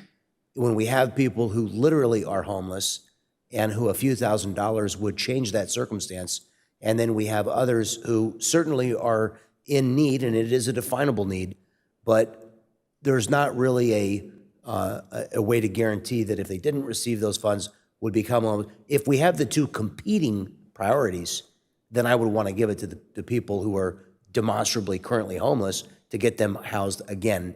And I think that's an equally, in fact, maybe a higher priority goal than the way we're spending the money now. I don't think, and this is something we brought up at the committee, and thank you for kind of bringing the subject up, but I don't think we have sufficient safeguards on the design of the program. I'm not happy with the design of the program. I think, an average of $10,000 means that a very small number of people benefited to an extreme degree. I would like to see it open up to serve more families, maybe to a lesser degree, because I think there's a lot of people for whom a few $1,000s would probably make an extreme difference. I think the maximum assistance amount was too high. Councilmember, Deputy Mayor Melendez. Thank you, Mayor, and thank you, everyone, for discussion. Would it be beneficial to make a motion? I think I will, to capture all of the discussion. So first, I would make a motion to approve staff's recommendations with these changes. So from the $200,000 for rental assistance to for staff to come back to us with an updated program that includes rehousing. So right now we don't have a program to provide rehousing, those funds for someone to get into a place for the first time. But I see and hear from my colleagues that the prevention funds are still very important. So I would be supportive of keeping that program and adding a rehousing program out of the $200,000 that we have available for that particular type of homeless service. And then also to change the language on the traffic calming portion to traffic calming and mobility reserve to accommodate for sidewalk projects. And then also to postpone the allocation of slurry seal project funds until a specific budgetary amount is available, which we will be getting in February. And then really appreciate this recommendation that in regards to the $75,000 available for the graffiti program, that if funds are remaining via a grant, was it? That we would use what is remaining to support the HMLA 369 families to a higher extent than we do. So those would be some, I think, unifying updates that we could provide to staff. That's my motion. Thank you. Councilmember Green. I second the motion. Councilmember O'Donnell. Yeah, I just want to say I'm extremely supportive of all the changes that are made, and I'm grateful that you just brought that up because that was something I was not aware of with our HMLA families. So I am fully supportive of that and appreciate you bringing that forward. Very good. We have a motion and a second. Please cast your votes. By the way, May is Military Appreciation Month. Maybe in May we should do an event here in Vista, maybe at one of our local businesses where we perhaps host an event for the HMLA 369 families and invite them to come and, I don't know, have some pizza and beverages or something. Yep. I think it's a great idea. Could be a real win-win opportunity for us. That item is approved unanimously. That brings us to our last discussion item tonight, D5, regarding Green Oak Ranch, Solutions for Change RV. If any members of the public wish to speak on this item, they may indicate so by using the raise their hand feature by pressing *9 or submitting a request to speak card. Speakers will be called upon after the presentation. Deputy Mayor Melendez asked this item to be on the agenda, so we'll ask her to introduce it. Thank you, Mayor. The title of this item is Green Oak Ranch / Solutions for Change RV Park Evictions. And I appreciate staff being available to answer questions. I believe many of us have heard and are aware of the situation that's currently happening. It is not good. This is not a good situation.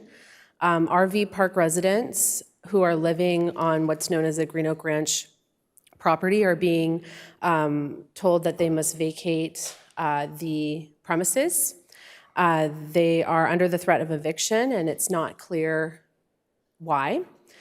Over 30 households, including around 30 children, are being displaced. The City of Vista is taking action on this, and I want the community to know that we support the residents through this issue.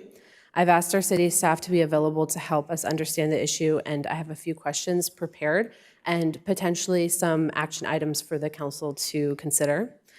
I think that this issue of tenants being displaced and being told to vacate the property brings up some tenant rights and land use issues.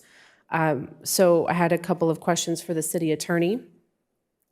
My understanding is that at the request of Solutions for Change, the property owner of Green Oak Ranch is requiring that the ministries and all the RV park residents vacate the premises by December 1st. As far as we are aware, has the landlord provided sufficient and legal notice to the tenants? We're having our outside counsel vet that, but we do believe, our initial take is that we do believe they've dotted the i's and crossed the t's. Okay. But we are still checking on that. Okay. And then what are the potential consequences for the tenants if they remain on the property after December 1st? They would be subject to basically a forced eviction using the landlord would use the San Diego County Sheriff's Department for a forced eviction. Okay. So, and the services that we're using to respond to this tenant issue and to ensure that their tenants' rights are in place, is that CSA Fair Housing? It is. We contract with them. Okay. So this is an area where, as many of you know, I've been a huge advocate for tenant rights. And CSA Fair Housing and any of our tenant programs are newer programs at the City of Vista that we've been continuing to workshop to make sure that they're responding to the needs of the community.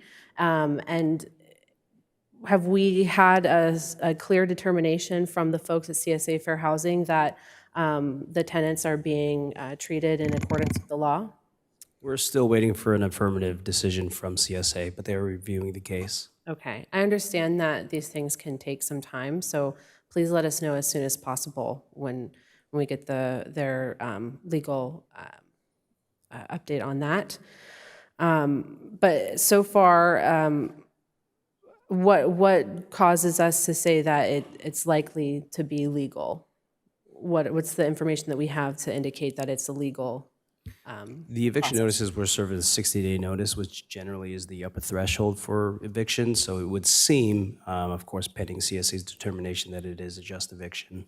Okay, so for most tenants, even if you don't have, this is some tenant education, right? If you don't have a lease agreement, if you, only have a month-to-month lease agreement, but if you've been staying on the property for over a year, then you're entitled to a 60-day notice if the landlord wants to have you vacate the premises. But there are also policies within the state of California around just cause. Are we aware if any of the just cause requirements have been violated?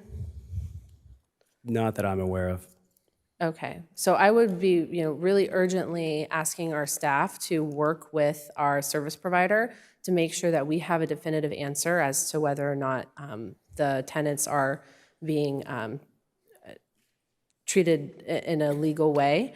And at the end of the day, just because someone has the legal right to do something doesn't mean that it's morally the right thing to do. So this is me expressing my opinion that I do think that this eviction is wrong and that I think that the tenants deserve more time. But that is not something that we have control over. So I want to see if the city can respond to some other concerns. The RV park is an old facility and it appears to be grandfathered in rather than being actually formally permitted. Is the city of Vista requiring the evictions of the RV park tenants? No. No, okay. So would if it were up to the city of Vista, would we allow for them to continue to stay there as city managers? What does it Yes. mean for this park to operate without permits? So we've been aware of them having an RV park there for a long, long time. We're not aware of when it was initially established, but it has been operating without the land use approvals that would normally accompany an RV park. When the staff discovered that, based on our discussions and the mission of what the ranch does and who they're serving, we didn't determine that there was any significant issue that we had to abate. And so as long as they were happy, doing their thing down there on their own, we didn't go down to mess with them.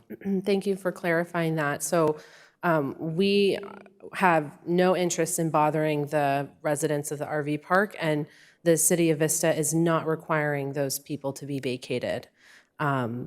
So we are not responsible for these evictions, but we do have programs in place to respond. We've been working for many years as a council, right, on our homelessness programs, on our tenants programs. But the folks right now living in the park, they are under the immediate threat of eviction and risk of homelessness. I went and visited them today. Many of the folks were still unsure of what their legal status was, which is why I think it's really important to get a clear direction from CSA Fair Housing. I went and spoke to a couple of the folks and let them know very clearly, I'm so sorry, but you have to leave by December 1st because there are legal consequences if you stay. And I'm here with our service providers and they can help you. So with Green Oak Ranch Ministries and City of Vista Housing Division staff, the San Diego Rescue Mission, and I understand that townspeople has also been involved. So we have a really big group effort of responding to this displacement and these evictions. But there's a lot of services that are needed because, again, 30 families, mostly low-income people who don't have a place to go. So what services exactly has the City of Vista provided to the tenants in this crisis? So I believe it was in the beginning of October, city staff was present to have a discussion with the tenants of Green Oaks Ranch. We provided them some resources. We were in transition of our outreach team at the time, but since signing that new contract, we've had San Diego Rescue Mission now go out twice to make contact with the residents. I believe they've made contact with all but 3 households now. We've also had Townspeople, which is our shared housing and master leasing provider, out there on site. They talked to most of the residents, and they will be following up, I believe, this week for more discussion with those residents about getting them into shared housing.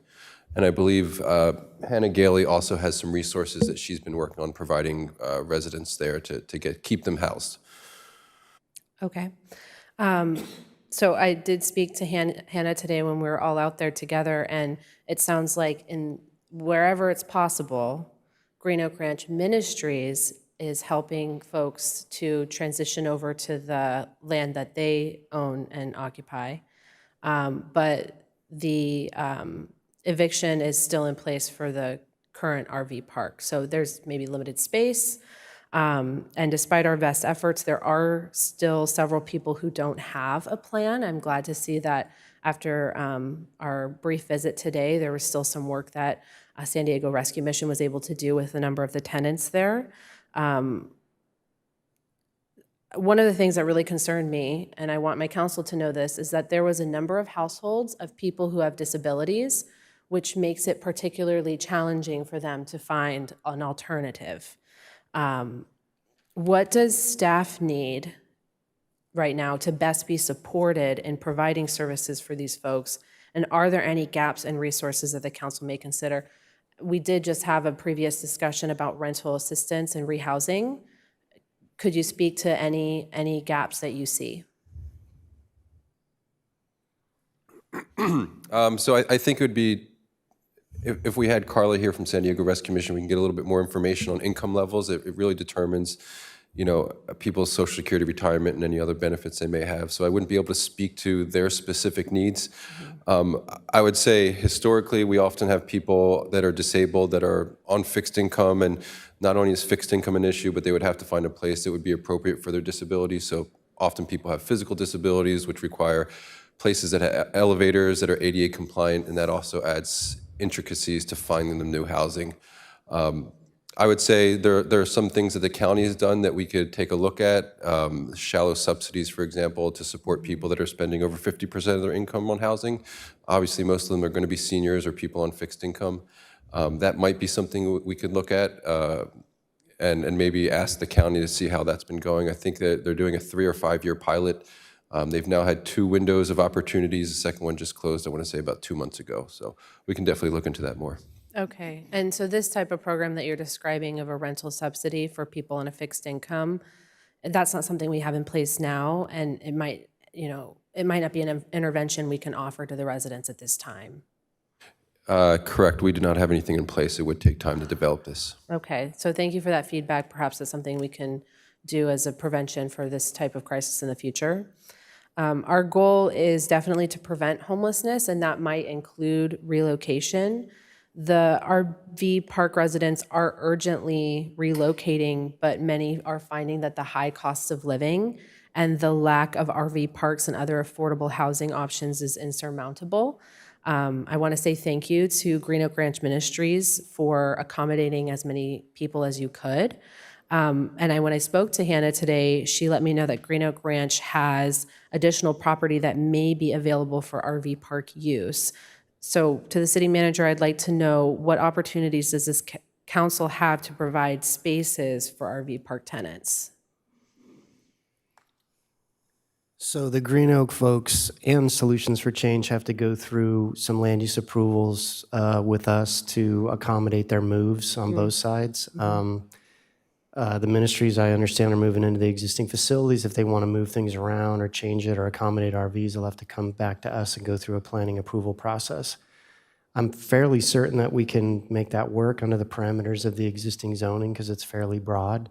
So it would just be a review and approval by staff, and then it would go to the Planning Commission for approval. And if it was a land use change, it would come to the City Council. Okay, so when I discussed this with Hannah on the ground today, I let her know that I would be looking into it with staff because it sounds like there is a parcel that is owned there that could accommodate people, but it's not contiguous with the rest of the park permitting. Right.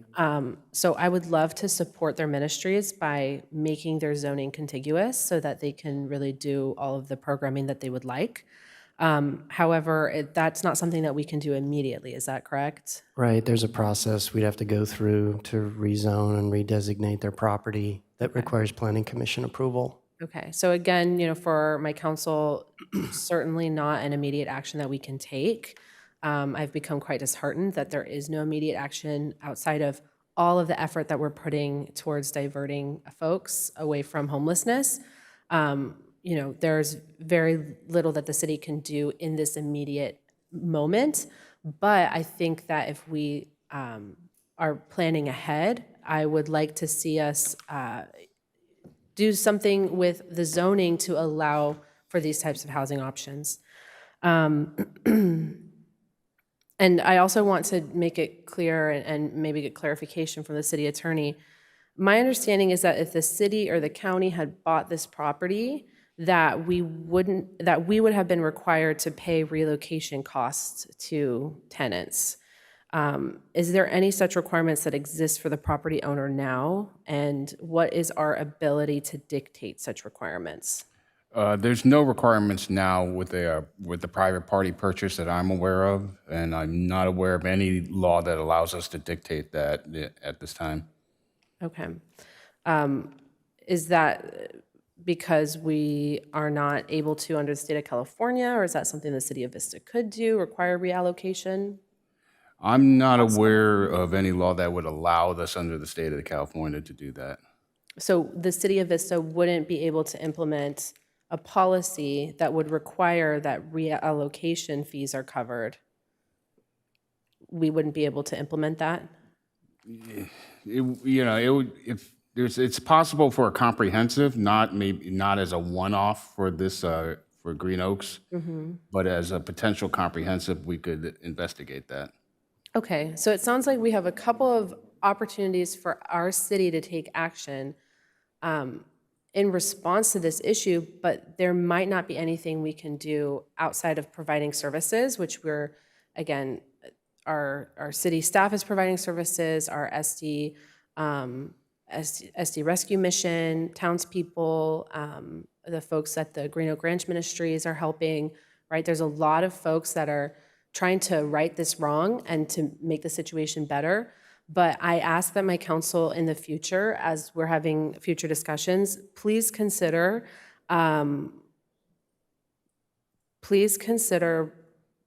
programs for zoning that allow for RV parks.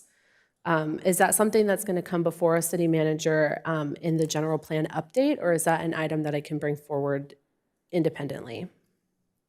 It's not currently part of the general plan update other than just preserving what we have. If you wanted to expand that, land use, we'd have to bring that back as a discussion. Okay, I would like to bring that back as a discussion, the land use at the park that could accommodate RVs. And then also I'd ask my council to consider what type of requirements do we want for landlords when there is an unnecessary request to vacate in a population that is vulnerable to homelessness. Is there something that we can do to make, we're putting a lot of city resources towards this. From speaking with the city manager, we've had folks out there 5-6 times to provide services. We have our contractors working on it. I've been out there. I know the mayor's been out there. So we want to respond to the problem, but is there a policy that we can implement to prevent the level of harm that's occurring in the future? So I don't know if we have any public comments on this. I would like to hear if my council members would entertain any of these policies to prevent this from happening in the future, but I just think that it is absolutely heartbreaking. I think that it's wrong. It's really eaten me up inside. Today, it's been a very hard day for me going out and seeing folks, knowing that, if they just had a little bit more time and a little bit more grace, it might be a better situation for them, but people are in a very scared situation. And I thank you to staff for doing everything that you can. You're doing a wonderful job responding to the issue, and there's been a lot of questions about this. People have reached out to me, so I wanted to see if we could answer some questions and maybe shine some light on it. So that's all I have in terms of a presentation. Thank you. So I want everybody in the community to know what the City of Vista has done. We did very shortly after these eviction notices were delivered to residents. I organized a meeting with the residents at Green Oak Ranch, and I appreciate Mr. Sturman and Mr. Connolly came with me to make sure that all of the residents knew about all of the services that the City of Vista provides, from housing navigation to case management. And we had a few people that took us up immediately on the offer to do some case management and housing navigation, but that wasn't good enough. And so I want to thank staff, because again, I asked them to go out and actually knock on every door in the trailer park, one-on-one, ask families if they would accept the help we're offering. And I know that you've been doing that. Rescue Mission, also to Credit Solutions for Change, has also offered services to the folks there. So we've offered a variety of services, and we are trying to get every single individual who has not been able to self-resolve to at least accept the help that we're offering. One of the challenges that they're facing is that because not all of the spaces are up to code, when they're looking at other places to move their RVs, and these are families that are living in RVs, one of the difficulties is that the other RV parks that are available are much more expensive because they do meet code and do have more robust infrastructure and services. I think that's something that we're going to want to talk about when we talk about permitting. One of the problems here is our codes provide for safe, sanitary living environments for an RV park. Those things require capital infrastructure, and then when somebody makes capital infrastructure, that means investments. That means that the costs go up. So this property for 70 years has been a healing place. It was owned by the Los Angeles Rescue Mission, and then later acquired by R.D. Young and used with Green Oak Ministries as a place of healing and rehabilitation. A lot of the folks who are in the RV park now have recovered from alcoholism or other addiction, and this has been a great opportunity for them to find some stable housing while they're trying to work into permanent housing. So we're very attuned, and I know that I've been able to review the anonymized records. We're keeping very close records of the number of times that we've had interaction with each individual living there, and what we've been able to do to offer services. And so I'm very proud of the work that our outreach folks are doing and our housing and homeless service department is doing, because we really are trying to not just say we're here to help you, but we're really trying to bring the services fully to the residents of Green Oak Ranch and make sure that they can avail themselves, including the assistance of attorneys through our CSA contract, so that everyone's legal tenant rights are fully upheld. So that is something we're doing here in the city. Councilmember O'Donnell. Thank you, Mayor. I appreciate you touching on that point as far as code and the existing property as it is. And I have a few questions that in no way are trying to paint a picture other than what is taking place, which is people being evicted, but I want to have a basis for why it may be happening, whether we agree with it or not from a moral standpoint, but from the other side of it. I want to be very clear and on the record, I do not agree with it in any way to try and remove people from their homes, regardless of whether or not it's the holidays, but so close to Christmas and Thanksgiving, and also on such short notice. But the first question I have is, you said that there are 3 households you have not been able to contact. Is that correct? Is there a reason for that? Like, do they know you're knocking and calling or whatever it might be, and they're just choosing not to speak with you, or what's been the challenge with those? So what Carla from San Diego Rescue Mission has relayed is they're just not home. If they are home, they're not answering, but she does leave her card for them to contact. And I'm assuming, and it's an assumption, so I don't know. That community seems like they're pretty tight knit. I would imagine that people are letting them know that people are trying to contact them. We went today and we did make contact with one of the individuals, and they already had our card. So yes, they are aware that we were there and why we were there. And roughly how many people right now are at risk of being without housing on December 1st? I believe the last count was there is 4 or 5 households that have yet to secure their next destination, and another 3 that we have yet to make contact with. Okay. I had an opportunity to speak with somebody from Solutions, and one of the things that was brought up was the exorbitant cost of bringing it up to code. So, City Manager, could you explain kind of a little bit what it would take to get a property, one, what makes it out of code, and two, what it would take to bring it up to code? So typically, and I don't know the situation directly because I haven't done a thorough investigation of the property, but you need to have fire access, utility connections, proper, I mean, I know all the RVs that are out there are connected to the sewer system and they have water hookups, but that's about the extent of what we know. So emergency access, paved roads in and out of the facility, all the proper connections, access into and out for the RVs. Those are the primary requirements, but it would be costly for them to upgrade all of their existing utilities and their roadways to meet those requirements. Do we know if there's ever been any litigation brought against Green Oak Ministries from a resident at the RV park? Not to our knowledge. Not that we're aware of. But as a new owner, there would be a liability assumed, I would imagine, when you're acquiring out-of-code spaces. So the potential for that would exist, I would imagine. It would depend on their lease agreements, but again, the city hasn't identified any out of codes recently in any way. We haven't been on the property that I'm aware of and said that this is out of code. So is it possible for us to go there? Because I keep hearing that it's not within code, and that's one of the reasons for why this has to take place, because there's a tremendous amount of investment that needs to be made on the property. Is it possible to send somebody out there to see if they are within the proper code of our city to maintain the residences for the RVs? Yes, we can do that investigation. I think that would be great, because I think that would eliminate one of the reasons, at least that I've been given, to try and remove people from the property.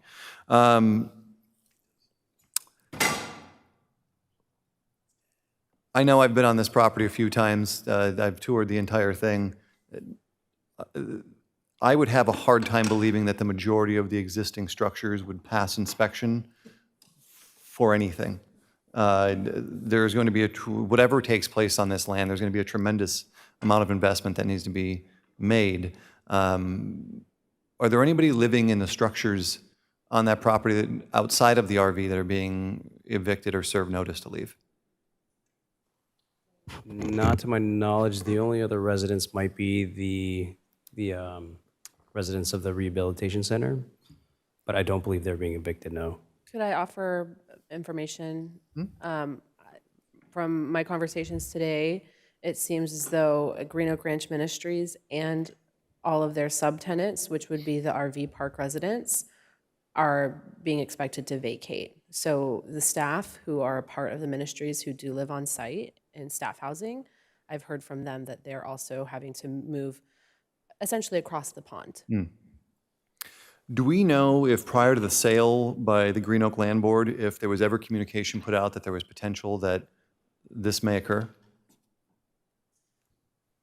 I don't know, but for now, I can also note that this is a lease agreement that they're entering with Solutions for Change. It's not yet a sale, but it's a lease to purchase after 10 years, I believe, of the initial lease term.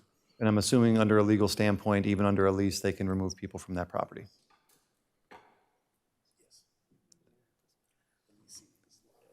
Thank you, City Attorney, Mr. Green. Okay.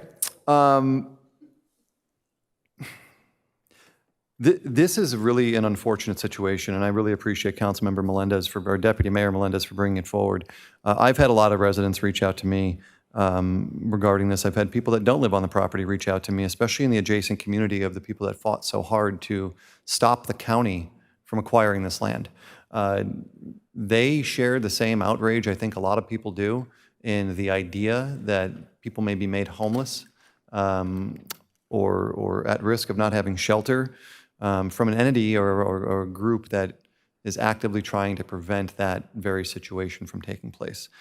So I don't know. I'm definitely open to further discussions later on. I don't want to commit to anything this evening, obviously, of what we're going to do for any actions taking forward, but it is absolutely unacceptable to contribute in any way to furthering our unsheltered population in a negative way and putting people on the streets that have had shelter, especially if we don't know what the actual issues are with the property. And I don't know if that's an issue that they don't know about because the information hasn't been given, if they had their own inspectors go in, whatever it is. That information should be brought at least to this body so we can understand that. But I just want to say I appreciate the work that you're doing. I know that San Diego Rescue Mission has also offered housing to individuals. I'm assuming that Solutions for Change has also tried to right this by offering housing. Is the requirement to go through the program, is that why people may not be going through Solutions to find housing? I can't say for sure. I know, of course, their program is, I don't know that it's geared towards RV tenants, and I don't know that they really necessarily need the services that Solutions offers, but I can't say for sure. Okay. All right. I think that's all I have for right now. I want to thank again the Deputy Mayor for bringing this forward. And I don't know if there's anything else that we can do beyond what we've done, but I know that our staff has gone above and beyond what you're required to do. And I just want to say thank you so much for doing that and trying your hardest to make sure that these people are not put on the street. So that's all.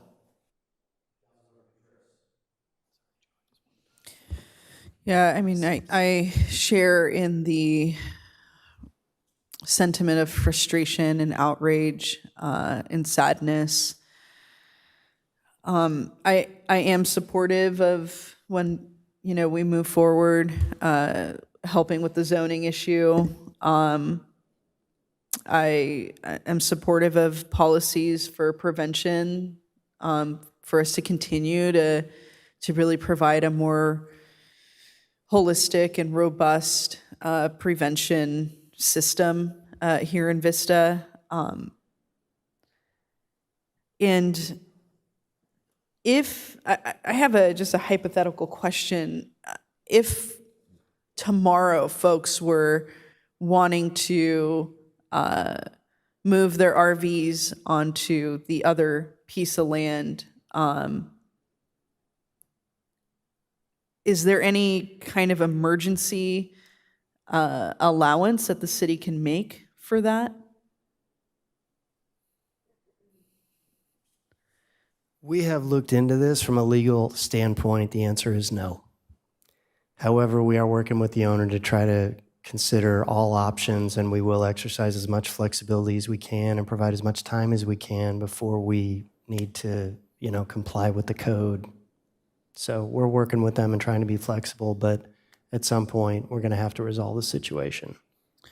Okay, and is this from the state level, or is it? No, this is just our own enforcement authority.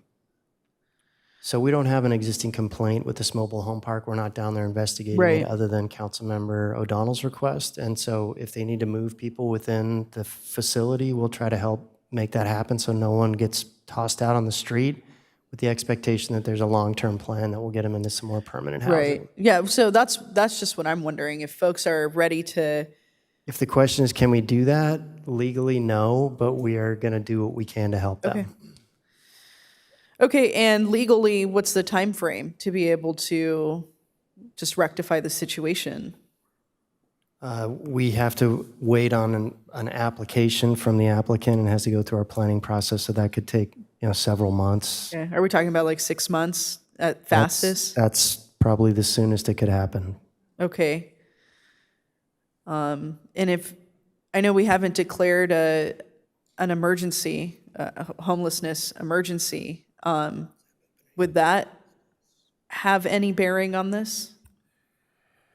I don't think it would. It's still it would, at best, it would have a temporary. You would have to, emergency declarations last 30 days and have to be renewed, and then you have to state why you're renewing them. So it would,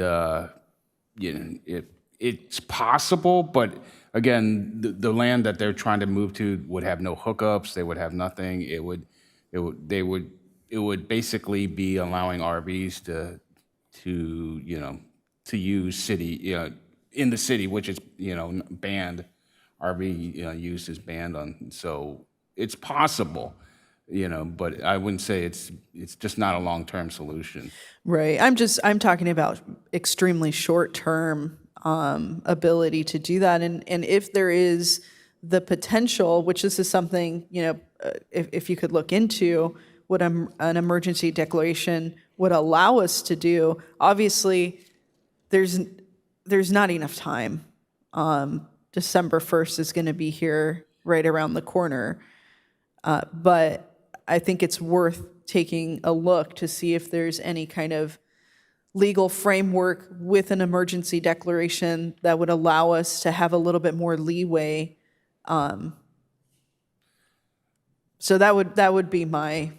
I'll definitely look, but the emergency declarations generally allow the city to dispense with normal contracting processes and things. It's usually when procurement becomes necessary that you can dispense with all this and RFPs and things like that. So land use has never been something that's been something addressed by an emergency declaration because they tend to be very transient type of. Okay, so are you saying that there's just not case law? Not that I'm aware of, but I'm not saying it's not possible. Okay. So I'll definitely look at it, but I've just Please never look into it, encountered- and I know that we're up against the clock, but this is just good for institutional knowledge as well, because if we ever run into this situation in the future, it would be good to know exactly what kind of tools we have available. But I express my sorrow to all the folks that are going through this, and maybe some of the flexibility that we're looking to allocate with VHAP could be utilized. I mean, these are primarily the first folks that we should be looking at if we can help with that. So, but I'll look forward to communicating with your office at a different time in the very near future to see if that's something possible. One more time, I want to run through the numbers because you mentioned them, but I kind of want to highlight it. So there's a total of, is it 25 families, I think? The last I heard, it was 32 families at the property. 32 families. And you said that you have information now that there were how many who don't have a resolution plan? There were 4 to 5 individuals that don't have a solid plan yet, and 3 that we have yet to make contact with. Okay, and you said individuals. Are those people living alone, or you're talking about family units? My apology is households. Okay, so 3 or 4 households that don't have a plan identified, and then there's another, you said 4, that we've not been able to make contact, though we've left our card on their door numerous times. We're at 3 now on the houses we haven't made contact with, and 4 3 to visits. 5, and then 4 to 5 households that do not have a plan yet. Okay. Those are good numbers out of 32 households. So it does sound like for the overwhelming majority, they've at least at this time identified a plan to resolve their circumstance. That is good news. And hopefully our assistance has been a significant support and help to them. Yes, we're very happy to bring on our new outreach provider, and they've done an excellent job so far. Great. Well, we're glad to hear that. I know we all share that concern. So with that, unless there's anything else on this item, Deputy Mayor Melendez? Just one closing comment. One to say that I would like to speak with City Attorney about what was referenced before. If there is a benefit to an emergency action, that would be excellent. But also, it grieves me as a public servant that we are now having to use public resources for this issue. I see we might have a public comment, so I'll turn it back over to the mayor. Oral communications. Yeah, we have a comment for oral communications. Okay, that'll conclude that item. We did close the opportunity for public comment earlier, but with the consent of the council, we'll allow Gabrielle Jackson is here to make a comment. Ms. Jackson, you have 3 minutes. Good evening. I'm Gabrielle Jackson. I live on Franklin Lane. On October 23rd, I was driving home. When I turned on East Vista Way, the traffic was way worse than normal. And when I got up to town site where I usually make a U-turn to go up my street, the street going southbound on Vista Way was closed off by 3 police cars. So I had to abandon my car. I left it at Aquapura and then walked home. And when I crossed town site, there were crowds of people there, including young children, and a body lying in the street.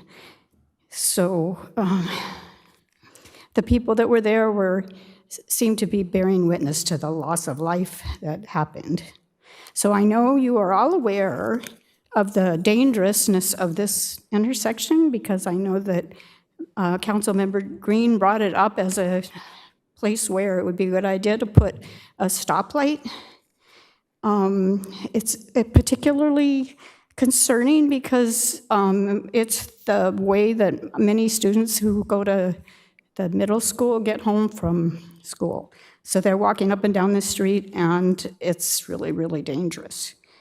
It's also the only way that we can have to get to the park, Wildwood Park, and also the walking trail. So this is an intersection that is used by me and my family and my neighbors and many children. It's not safe. So you know that Vista Way is just like a major thoroughfare. There's a river of cars going up and down the street all the time. People are rushing to go to work. They're rushing to go shopping. They're going to use the services on the street. It's also a shortcut that people use to cut off 10 minutes of their drive if they're trying to get from 78 to 15. So they'll get off on Vista Way, drive up Vista Way, and then turn on Gopher Canyon to make a shortcut. It's really, really, really a mess. At the same time, on this street, there are families whose driveways actually exit onto Vista Way. So it's not like some other places like on College or something where you have nothing. There's just like a nice sidewalk on the side with fences, or walls, and there's no little children who are there, right there on the street. It's really, really, really, really a problem. So I have a suggestion. Actually, I have 2 suggestions. One is a long-term suggestion, which would be to put a traffic circle there. I know that it would inconvenience people a lot because they'd have to maybe start 5 minutes earlier on their commute.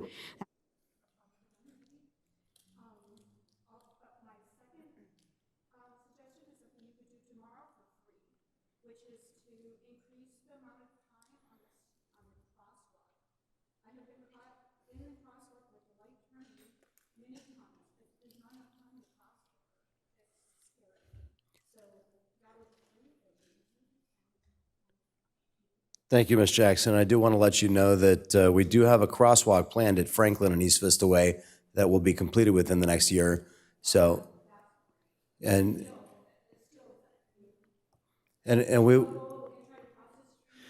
we will ask our traffic engineer to assess the time provided and determine if it needs to be increased. And I appreciate you bringing that to our attention. Thank you. Okay, that's going to bring us to the conclusion of our meeting tonight. And we'll go to staff for comments. Any comments from the clerk's office? You have one tonight. Oh. Thank you. City. Okay, City Attorney? Yeah, I'd just like to thank and congratulate Joe Green on his selfless representation as an elected official and wish you luck. I know I'll be hearing your voice in my head for a long time.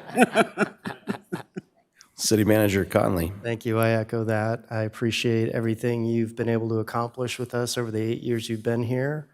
Not everyone has always agreed, but you've always treated us with tremendous respect and support, and my staff I know knows that, and so we appreciate everything you've done for us. Thank you.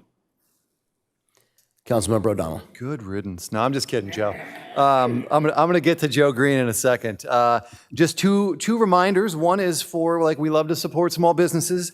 Connie's Cafe, located adjacent to RBV in the small strip mall over there, is having their 10-year anniversary on Monday, November 18th from 7 a.m. to 1 p.m. So please, Pat Connie, she's a great woman. She's had a lot of adversity that she's overcome. I'll let her share her story with you because she is never short on words. So please go visit her on November 18th. And then also on November 16th, which is a Saturday, Dogleg Brewing Company is having their 5-year anniversary party from 12 p.m. to 9 p.m. So make sure you show up to those two awesome events. Rewatch this video so that way, or the YouTube, so you can get those dates. Councilmember Green, I want to say this very sincerely. I know you joke around a lot, but you and I have a lot of differing opinions, and we have a lot of conversations. But I have worked with you a ton in my 2 years on this council, and I am grateful for that because we've accomplished a lot of great things. So it goes to show that even when you sit on opposite sides of the aisle, that when it matters most on what the community needs, you can come together and make those decisions. So I want to thank you for all the work that we've been able to work on together and accomplish. I thank you for your service and dedication, and thank your family for 8 years of you sitting on this dais. I already called dibs on your office, but it's been a tremendous honor working with you, and my phone is always there if you ever need anything. Also, last thing to my wife, Allie, who has just returned from a 4-day trip. I am so glad you're home. I love our son, but welcome back, baby. Thank you. Councilmember Contreras. Yeah, I've had a great time getting to know you, arguing with you, loving you, and being able to pass really great policy with you that's going to benefit our community and has been and will continue to benefit our community for generations to come. And I just can't wait to see, how you blossom out there in the real world. And for the longest time, you were my only second. So we go back, and I just appreciate your willingness to build community in a collaborative fashion. So with that, I have been also speaking to city manager about town site and Vista Way. Franklin, the light there that's part of the batch that was moved up to December 2025, but that's the beginning of construction. Or is that completion? No, we're hoping to be done by then. Okay. So that means that we would be starting when? We are gonna bid it out, I believe, in the summertime. So the design work is happening in the spring, summertime bid, award in fall, and construct the project over the 4 to 6 months before the end of the year. Okay, so that batch has Franklin, it has Ascot, I think, and then it has, what's your street? What was that? Dawson. Dawson, there we go. Okay, awesome. Outside of that, if you're looking to pick up trash, Guerreras en Acción por un Vista Limpio, they're doing it every Wednesday in District 1. They start early. They say 9, but sometimes they start at 8. If you want more information, you can reach out to me, or you can reach out to the team captain, Jovita Serafin. You can find her on social media. And I hope everybody has a fantastic rest of their night. And that's it. Councilmember Green, can I give you the last word tonight? Okay, Deputy Mayor Melendez. I just have to say, amazing work, Councilmember Green. You have done phenomenal stuff on this council. You've supported small businesses. You've supported our affordable housing initiatives. You've made Vistas safer. You've supported our firefighters and our sheriffs. You've brought a different culture that was so needed that all the progress that we've been able to accomplish would not have been possible without you. So thank you for injecting love and connection and unity into our city and for all you've done. Love you.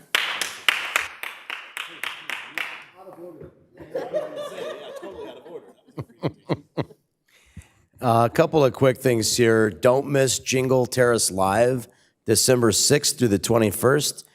It's a lot of fun at the Moonlight check our website, moonlightstage.com, for more details. Also, do not miss the December 7th, 66th Annual Chamber of Commerce City of Vista Christmas Parade. That's a big deal.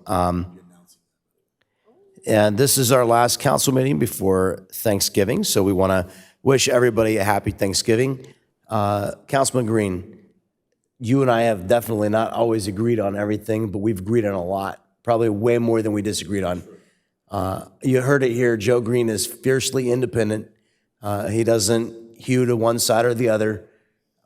You've treated everybody on this council with respect for their ideas. You've listened, sometimes changed your mind, sometimes changed our minds. And seriously, I want to say the way that you have approached serving on this council is exemplary. It's appreciated. You brought a great spirit of comedy. That's COMITY, which means you've treated everybody with great respect. You've definitely left your mark on the city of Vista in the 8 years you've served. You've made some significant changes to policy. You even caused me to change my mind on a few things, or see that I was out of step with what the people in Vista wanted. And I appreciate you helping open my eyes. It has been a joy and a pleasure to serve with you. I want to say particularly to Jen, because I think we all know what a sacrifice our families make to allow us to serve here till sometimes late hours. I think we all want to say thank you to her for allowing you to serve all these years. And anyway, we better save some of the good stuff for the next meeting, because technically you still have one more meeting, although. You just don't get to talk to me next time. Yeah, we won't have as much time, but at that next one you get the pleasure of watching us open, and then I know you're going to want to stay the entire meeting because yeah, right. Anyway, it's been a pleasure serving with you, and now you get the last word. Thank you so much, Mr. Mayor, and thank you to my amazing council. For anybody who listens to this every Tuesday, saying guerras en acción por un Vista Limpio, bro, I'm telling you, when I film that video, if you watch it online, it sounds like I know how to speak Spanish. Soy Jose Verde, por un, bro. Thank you, Karina Contreras, for setting that up, because I still can't say it right, but you say it right first time every single time, so that's good. I want to just write something because I get all scattered, and you guys actually got me a little choked up, but I ain't crying or nothing, because like my eyes are so clean, it's ridiculous, you know what I mean? But you know, serving the city and making the changes we've been able to make over the last 8 years has definitely been an honor and a privilege for me. And getting to know the city staff and forming genuine relationships with my city staff and team has also been a huge highlight for me. I knew I was going to get to serve my city, but I know I was going to make friends. And you guys are cool. So, you know, your car breaks down, you need a Joe Green, whatever, holla at your boy, all right? John Conley, Imelda Huerta, and Walter Chung, thanks for just dealing with me and my craziness and my crazy ideas. You would say comedy, not with a ITY, but you know, it's cool. I always say if we're not smiling, we're doing it wrong. So, you know, I try to make sure that we at least smile through all this. Deputy Dave Roth, bro. I went to high school with Deputy Dave Roth, and believe it or not, this guy has probably sat at like 60% of these meetings. Dave, apologize, I'm leaving. Thank you for being here. Let me know how cool this is without me. And like, you could just text me photos, be like, they're hating their life without you. Who knows? Maybe you'll see me again. But thank you, Deputy Dave, for keeping us safe, man. Like, and just always being there. I mean, like, you're a solid rock back there, mustache and everything. And congratulations on that new kid that you're raising over there. You're a fantastic dad, my friend. John, Katie, Karina, and Dan, thank you for your commitment to your community, to your city, and your willingness to serve, even when we're treated like servants. And that's something people don't really realize is people come up to you and like, hey, Karina, I live in District 1. That means immediately I'm going to tell you what you're doing wrong and what I need changed. And to be able to sit there with the humility and really listen, I always say listening is the bridge that love travels on. And I can't genuinely love somebody unless I listen to them. And I know that you guys are amazing listeners, which makes you guys spectacular leaders, because we don't come up with this crap ourselves. You know, as far as I'm concerned, I need tacos and a Tesla, and I'm a happy boy. But there's a lot of change that we've been able to make together that has had to do with listening to the needs of our community. Jennifer Raquel Green, I love you and thank you for giving my city 8 years of our time. We are a team, and none of this is possible without you, Mrs. Green. So I'm happy to say 9:23 on Tuesday night, I'm going to be next to your fine self for the next 12 to however many months they allow me to. And lastly, Vista, if you watch these meetings on Tuesday, you know what it is. Taco Tuesday, Vista. So one thing I want you to know, we got the best tacos in the entire country in Vista. Go get yourself some. So Vista, I love you. Serving this community has definitely been a highlight of my life. Who knows, maybe I'll get to serve you in another capacity in the future. But for now, this has really been a privilege and an honor. And I really appreciate you, Mayor. I appreciate you, Deputy Mayor, Karina, Dan. It's been a joy and a privilege. So you're all invited to the party on December 12th. So I'm not leaving anybody out of my Joe Green party. December 12th, 6 p.m., staff homies, coming to Belching Beaver. We doing it right. Mad love. Vista, we out. Meeting is adjourned at 9:24. Peace.